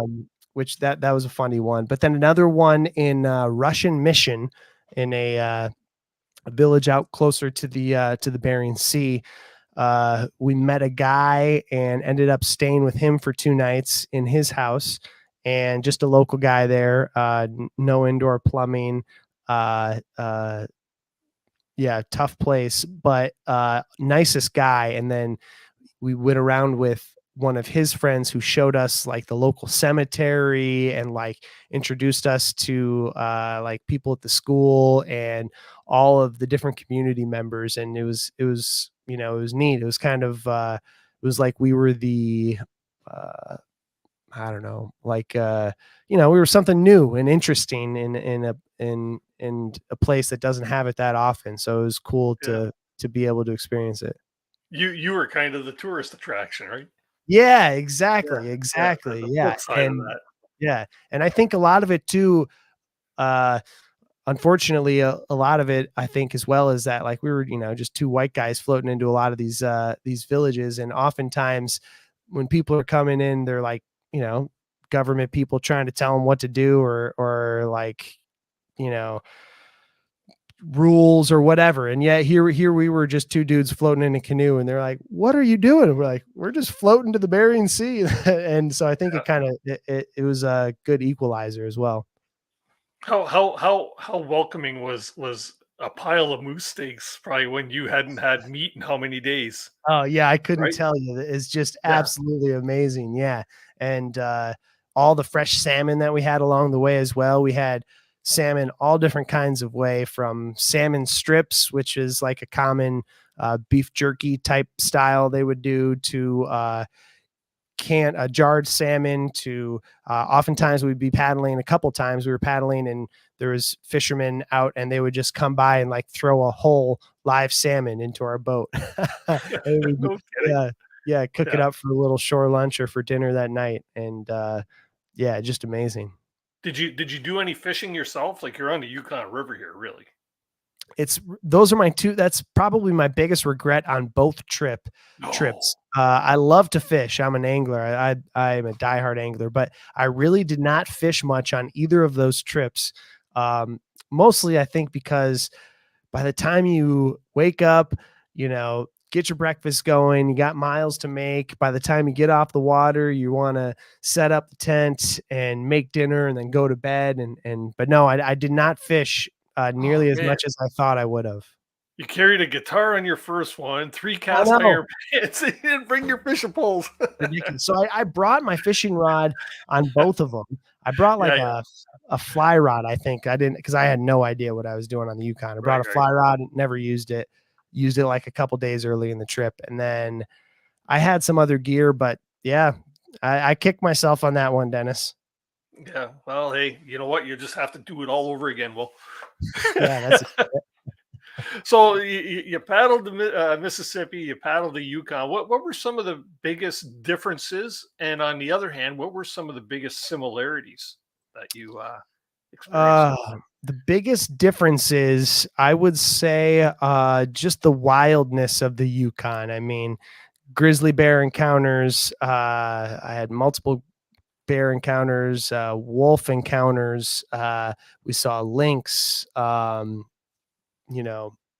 kinds of stuff. The rawness of Alaska and of the Yukon territory is tough to oversell. It's the real deal. It's big. The mountains are big. You can just feel that you are in a wild, wild place and a long way from establishment, I guess. The Mississippi, on the other hand, like I mentioned, it was kind of like traveling through the fabric of America, and being able to pop into those towns and get a burger and get a beer and understand the kind of culture of the town and of the different river towns along the way. But with that being said, the Mississippi is super, super wild as well. And most of those towns, especially as you get farther south, are back away off of the river due to flooding. So there's like a big levee in front of the towns. So you can't see the towns from the river. And when you're on the river, it feels at times like it could be as wild as the Yukon. And there's nobody out there. So that's a similar aspect of it. The other similar aspect is that they're both just big rivers. Mississippi is the longest river in North America, or in America. Yukon is the third, I believe. Missouri, Mississippi, Yukon. And yeah, they're just the way that those massive rivers work, tons of islands and just the dynamics of big rivers. I think it was similar. And then people along it were, generous, loving, I suppose, is a word I would use. Maybe that might be a little overkill, but generous, welcoming, awesome people on both trips. How often were you actually seeing people on the Yukon though? Like I would think it would be like pretty darn remote where you're seeing maybe a couple people a week type of thing, maybe or even Yes. less frequent. Yeah. Probably less frequent. Yeah. We would see, basically you would hit villages every once in a while. Yeah. Probably once a week or so or less. And, you may or may not see anybody depending on, what's going on that time of the year or how close you're going. You would see like, commercial fishermen. When I say commercial fishermen, it's like a guy in a John boat who catches, a handful of salmon a year. It's not like some big, massive commercial rig. It's just individuals catching salmon that they sell to the market. And you'd see those guys, every once in a while. Yeah, probably once a week or so. But over 70 days, it adds up. Yeah. But yeah, it was definitely much more rural on the Yukon for sure. Cool. I got a question here from somebody. You said you'd actually like to get on your show sometime. Keenan and Ashley from Canoe of the North. Did you leave your canoe at the village at the end? We looked this winter at flying our dogs and canoe back from Alaska to Whitehorse, and it's going to be insanely expensive. You're going all the way down to the U.S. What did you do with your canoe? You still got it? Yeah, good question. And yeah, Keenan, let's connect because I'd love to get you on the on my podcast. I love your channel and your shows. It's funny. Yeah, the final village there is called Emonic. And what we did the whole time we were going down there, we had heard everybody that we talked to had said, "Oh, you'll never be able to." Our plan was to try and sell the canoe when we got to Emonic, and everybody that we talked to said, "Oh, you'll never be able to sell it. You'll never be able to sell it. It's a canoe graveyard. Everybody who does the trip does it."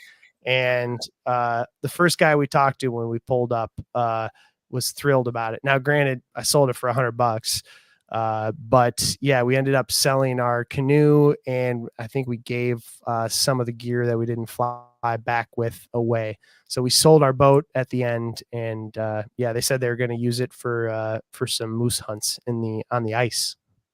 Yeah, a canoe like that, they'd probably take and just leave someplace too, right? Leave it stored back in the bush, and yeah, I bet you wish you had it though, still, right?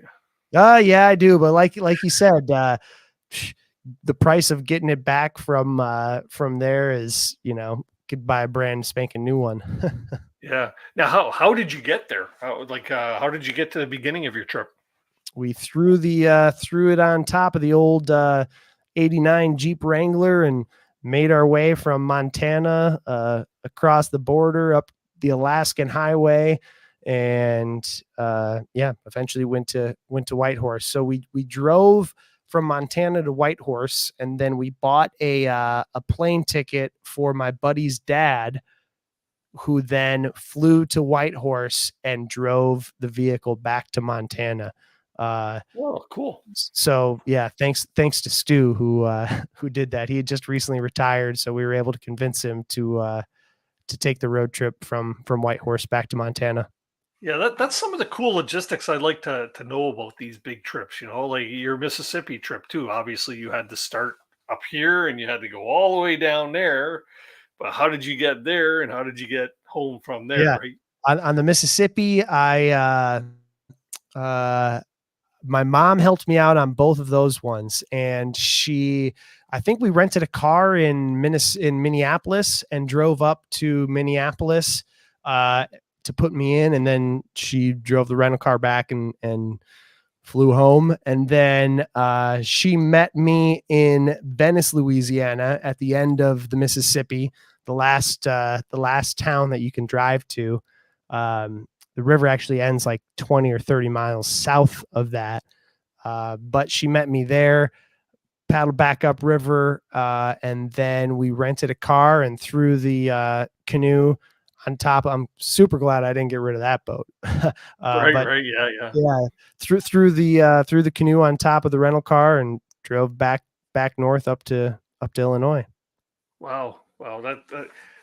That's some cool stuff, especially flying somebody all the way up to Whitehorse to bring your vehicle back, right? That's yeah, it's commitment. How did you get back from Whitehorse, or from once you hit the bearing? Did you have to fly home?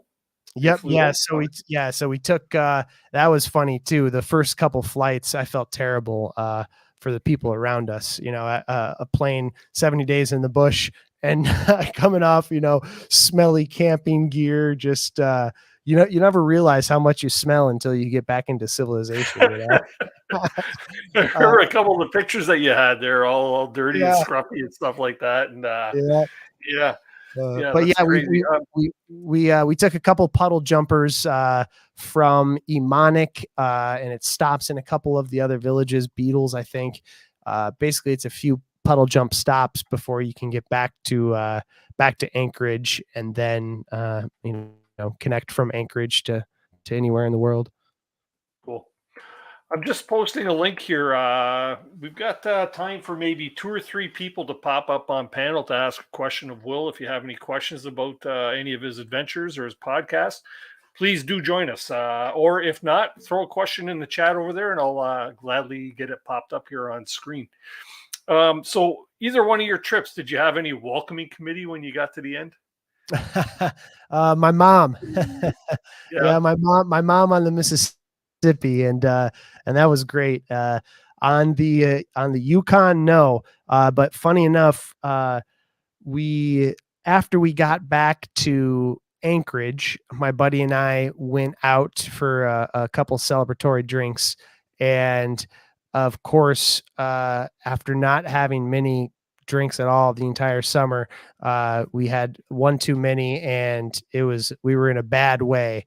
That first night back in civilization in Anchorage, it was a rude awakening. We were like, bad decision there. A couple too many cold ones.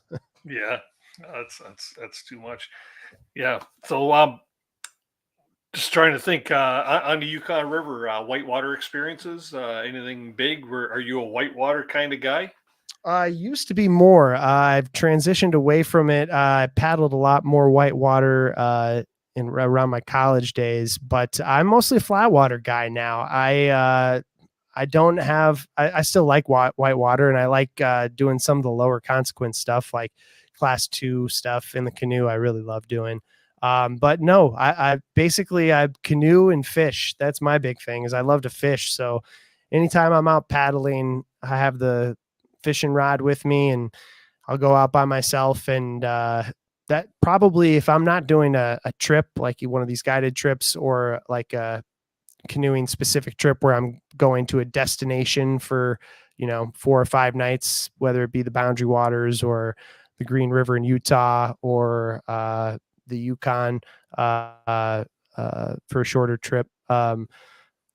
Most of the time I'm fishing. If I'm doing those trips, I'll just be canoeing, but all the other times I'm going out around here for a weekend. I'm trying to catch bass, pike, walleye, all that fun stuff. Mm-hmm. You're very enthused about telling the stories of the Mississippi and the Yukon. That was clearly evident at Canoecopia.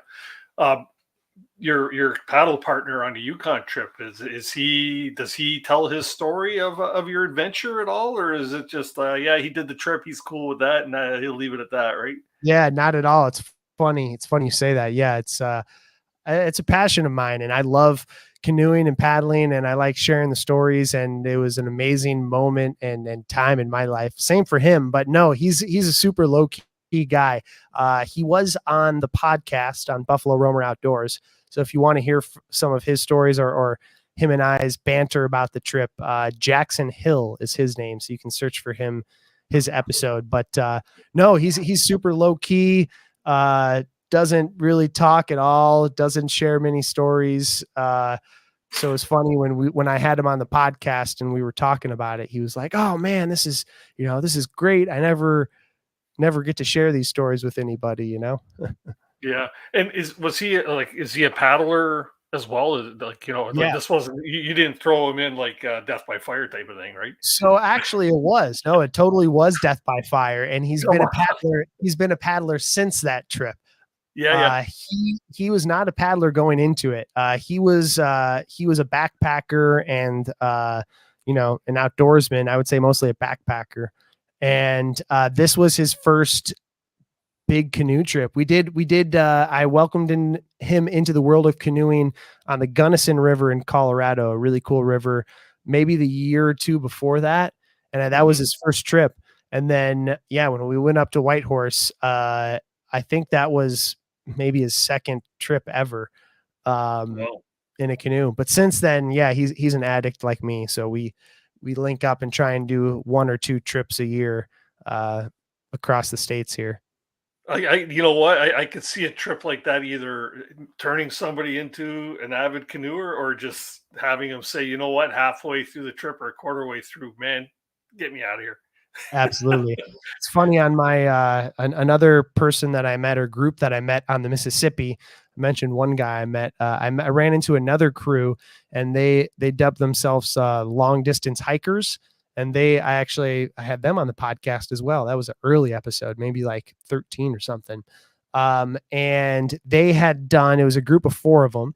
They had done the Appalachian Trail, the Continental Divide Trail, the Pacific Crest Trail, which, are our big through hiking trails down here, and all big trips. And they'd done all kinds of hiking trips. And the Mississippi was their first paddling trip they'd ever done.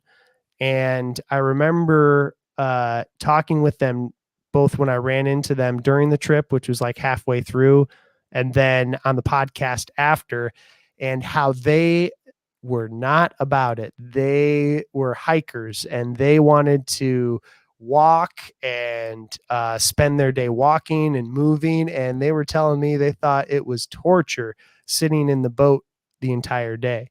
They thought that, with their experience hiking all these long through trails, that it would be a breeze sitting and floating down the Mississippi. But for them, they thought it was torture just sitting all day. Whereas for me, it was like, oh man, it's just perfect. There's no place I'd rather be.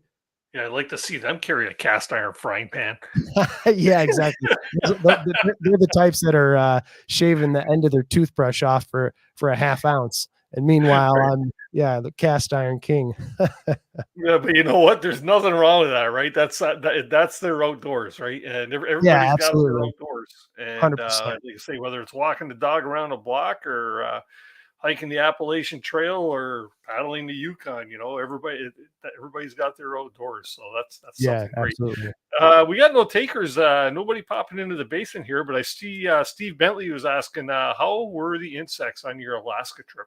Ooh, good question. The first time, the first half of the trip, they were not bad at all. So I had a Eureka Tundra tarp, like a bug net or a bug tarp setup that I had brought with. And the first half of the trip, never used it. And we were thinking, man, I don't even know why we're lugging this thing around. We actually contemplated getting rid of it. And then about halfway through the trip, it was like the light switch flipped, and oh man, there was times where the mosquitoes were just absolutely horrendous. And we get into camp and set up the bug tarp and just basically run immediately into the bug tarp and cook and hang out all night under the bug tarp. So it was a mixed bag. It wasn't like that all the time, but there was definitely times where that bug tarp was worth its weight in gold for sure.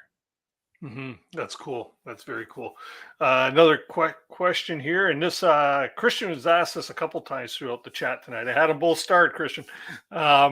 What's the next adventure? Any bucket list trips you plan on knocking out soon? Good question. Bucket list. This is not going to be anything I'm probably going to knock out soon, but is it the Nanahala? Is that or Nahani? Nahani? Yes, the Nahani. That's high on the list. What else? I got a couple of Brooks Range trips kicking around. The Brooks Range of Alaska. That I'd like to do. I'd like to do a pack rafting or canoeing trip up in the Brooks Range. Super amazing area. And actually talk about mosquitoes. Another interesting story. I was in the Brooks Range for that 45-day backpacking trip that I mentioned when I was 17. And the first part of that trip, the mosquitoes were absolutely terrible. It was kind of the opposite of the Yukon paddling trip. Mosquitoes, absolutely horrible, just sucking your blood every step of every day. We were wearing like full bug net shirts pretty much 24/7. Then about halfway through the trip again, all of a sudden we noticed that all the mosquitoes had disappeared and no more mosquitoes. Didn't think anything of it other than a blessing from above. And the next morning we wake up around dusk, and on the ridge real close to us comes two caribou poking their heads over the ridge and standing. And we're just thinking like, oh, look, there's two caribou, just absolutely awesome. We're kind of sneaking up, trying to get closer to the hill, like hiding behind some rocks to see them. And we get closer to them, and we spend maybe like 20 or 30 minutes just watching these two majestic caribou in the midnight sun up there. The sun doesn't set, so it's just kind of like dusky, glowy sun, beautiful. And then we pack up camp, don't think anything of it. We're high-fiving each other, and we walk like over the ridge, and the whole valley is just filled with thousands and thousands, tens of thousands of caribou. And we'd hit this caribou migration, and it didn't click until like the next day or something. But what had happened was all of the mosquitoes, boom, were drawn to the caribou migration, and they couldn't give a darn about the 6 humans that were hanging out, in the next valley. So for the rest of the trip, we had no mosquitoes, and it was so cool walking and seeing the caribou herd part as we like walked down the valley through them. It was pretty spectacular. That's awesome. Wow, man. There again, something else you don't get to experience every day, right? So yeah. Hey, quickly, if I can ask you a couple questions. Sure. Or do we have any time or no? We can wrap it up. Yeah. I got one guy in the basement. Go shoot. Okay. What's your paddling forte? Where, if you could have a dream trip, you said you're going up to somewhere I heard here soon, but what's your paddling forte? You know what? I'm an Ontario boy, so I kind of like all the opportunities that we have to offer here in Ontario. I'd love to get in an expedition style trip similar to what you've been doing. But you know what? I don't know if it's going to be in the stars. I won't say it's not in the stars, but I don't know if it is in the stars. But this year is a trip that we're doing that is sort of a bucket list trip. Headed up to Wabakimi. It's going to be 14 days away from home, family, and work. But you know what? It's something that I've been wanting to do. But there's a couple other trips like that I'd like to take on. Woodland Caribou, wouldn't mind checking out Quetico Boundary Waters area. Who are you doing? How many?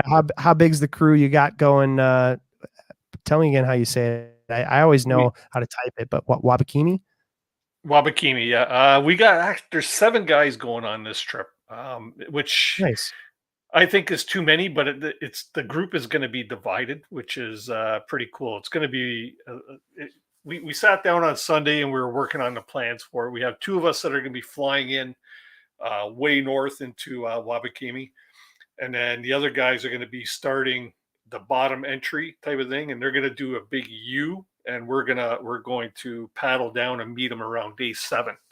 Oh, nice. Our, that sounds awesome. 10 or 11 days. And then we're going to finish the last 3 or 4 days out with them and then get shuttled out. So we've been working on those plans to try and make that happen. I think we got her down. So should be pretty interesting. That's what it's all about, isn't it? Is planning the next one that keeps you going in between. Exactly. And then we'll probably get in I'll probably get in a few other trips this year, shorter ones, maybe a week-long trip, and then maybe 1 or 2, 3 days. One of those might be a solo trip. So I'm not a long-term planner when it comes to planning trips. I typically, my wife will say, we're not doing anything next weekend. It's like, okay, go through my book of trips and let's see what I can pull off. Right. So yeah. We got somebody in the basement down here. I'm going to bring this person up, and heck, he's been on the show for the last couple of weeks, and he was actually at Canoe Copia as well. How you doing, Donald? Good. How you doing, Dennis? Good, good. You got a question for Will? Yeah, I do. I was waiting to pop in here when you posted it, see if other people would, but you said no one was in there, so I'm here again. But so anyways, hey, Will, really nice to meet you on screen here. Hey, thanks, Donald. You too. Yeah. So when I think about the Yukon River, right away, I've learned a lot about it, know a fair amount about it. So that's, wild and rough. But what you described about the Mississippi River, I had no idea. I mean, I know the upper part. I've seen it in northern Minnesota where it's a small stream, but I had no idea at all about what you described about the camping and how nice all the people were. And it just it floored me. It blew me away. Go ahead. I'm glad to hear that, man. It's one of my passions is to share the Mississippi, because like you said, it's nobody realizes it. I didn't realize it until I went out there, that when you're down there and you're out on the river, you could be in one of the wildest places in the world, and you wouldn't even know it. And it's so vast, and there's so many islands to explore. And yeah, I love it. I think it's awesome. Mm-hmm. All right. So anyway, my one comment that everybody can hear for these big trips about renting cars. I learned this from someone who had a trip go bad because a vehicle broke down. They rented a U-Haul one way. It was cheaper than renting a car, and they could throw all their stuff in the back of the truck. So that's just something to keep in mind. For anyone out there listening for big trips, U-Haul, Penske, things like that. So that's a great tip. Yeah, I just learned that from someone else. So, but my question, so because the United States does not have a remote area border crossing permit, so you went through customs into Canada, you put in on the Yukon, you crossed into Alaska. I will just assume you just didn't say anything and you just ended up back in the States. How did that work out? Great question. And funny story, actually. And I wonder if we can, is it possible to mute him so I don't hear that echo? Yeah. Okay. Great question and funny story. So as you mentioned, the border between the Yukon Territory and Alaska, it's a little town there called Eagle, Alaska, is right where the border is.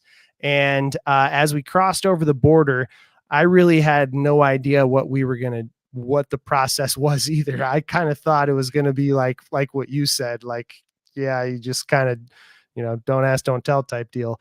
But we went up to there's one little restaurant there. It's a tiny little bed and breakfast and like a convenience store type thing in Eagle, Alaska.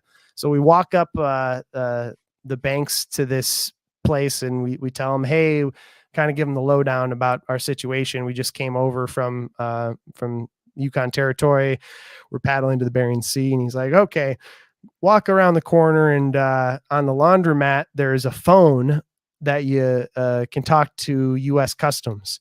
So we walk around the corner and it's like a little wood, not even a phone booth. It's just like a phone outside off the side of this laundromat in the middle of nowhere, Alaska. And I picked up the phone and it immediately went to a border agent and he just goes, hello? And I go, hey, I'm here in Eagle, Alaska, told him the story. And I can't remember if he even asked for my passport number, but I remember thinking it was like the smoothest, easiest thing I'd ever done. He just asked what I was doing. I said, yeah, we're paddling, just across the border here, paddling to the Bering Sea. He said, okay, have a great trip. And hung up the phone and that was it. It was the smoothest, easiest border crossing I've ever done in my life. Cool. That's cool. Got you back here, Donald. Yeah. All right. Yeah. I don't know what the sound is, but that is very cool. That is that simple. And of course they know if you're in Eagle, Alaska, they pretty much know what you're doing there. You didn't drive there and you're not whatever. So, right. Yeah. With the remote boarding permits, when you cross in the boundary waters in Quetico, technically when you come back to the States, you're supposed to go to a customs office and tell them you're back and blah, blah, blah, technically. We'll just leave it at that. Anyways, but yeah, I think that's really cool. That's very neat that happened. So, yeah, excellent to hear about your trips. And yeah, you guys got to get Keenan to come up on here and talk to you about these trips. He would be great with it. Yeah, he's definitely a great for sure. Oh, for sure. So, yeah, awesome. Well, that's great to hear about your trips, and look forward to hearing about other ones you do. We're going to tune into that podcast and check that out.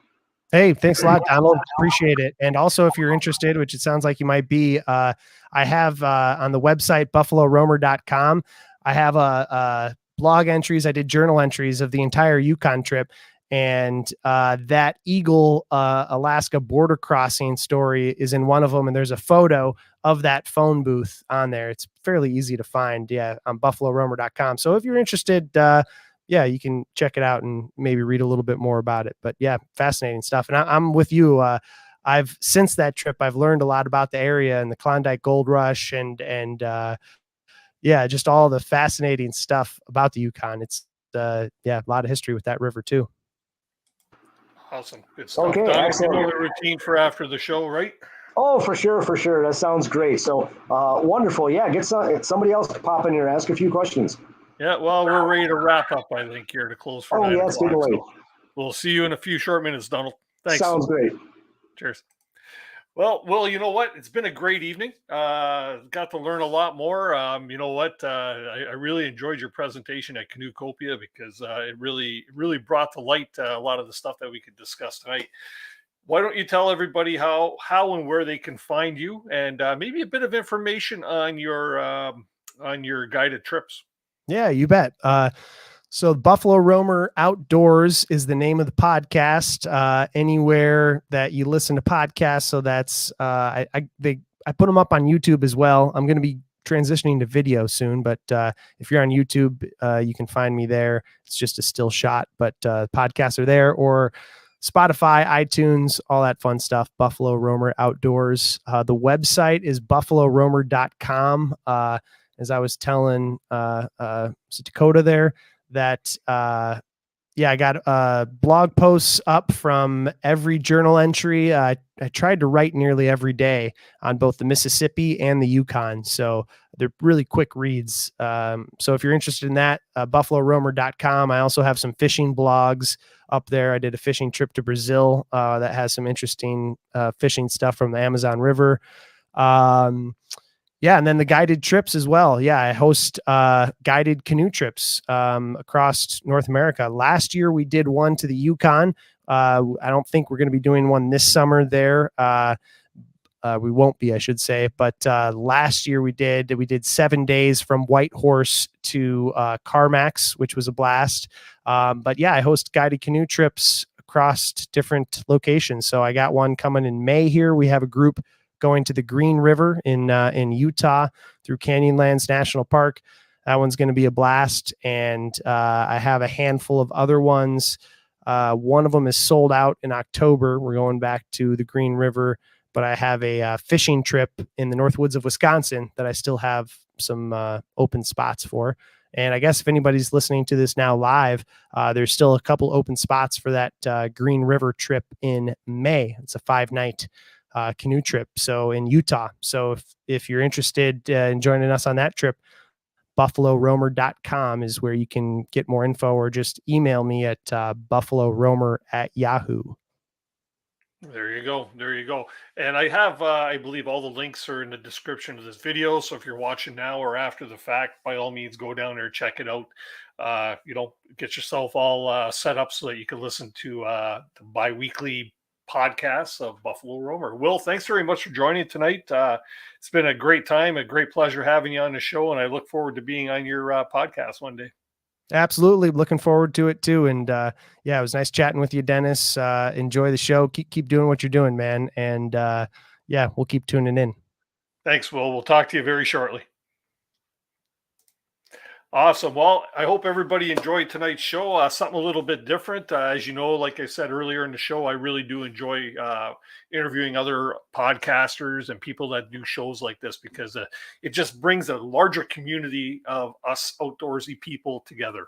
You know what? It's a good thing to share all this stuff and share the resources and the audiences and stuff like that. But I hope everybody enjoyed this type of a show.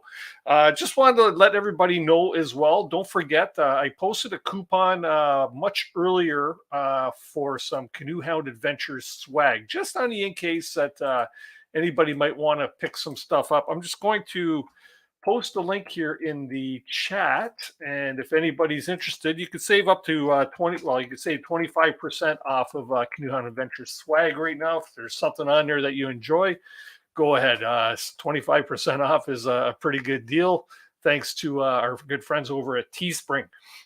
Let's see here. We will see everybody next week, and we'll be the next couple of weeks. Yeah, we're going to have a couple of good shows coming up. So if you want to know what is coming up in future episodes, please do check us out at on Facebook at Canoe Hounds Outdoor Adventure Show, and we will post everything up there. So anyways, everybody, have yourselves a great week.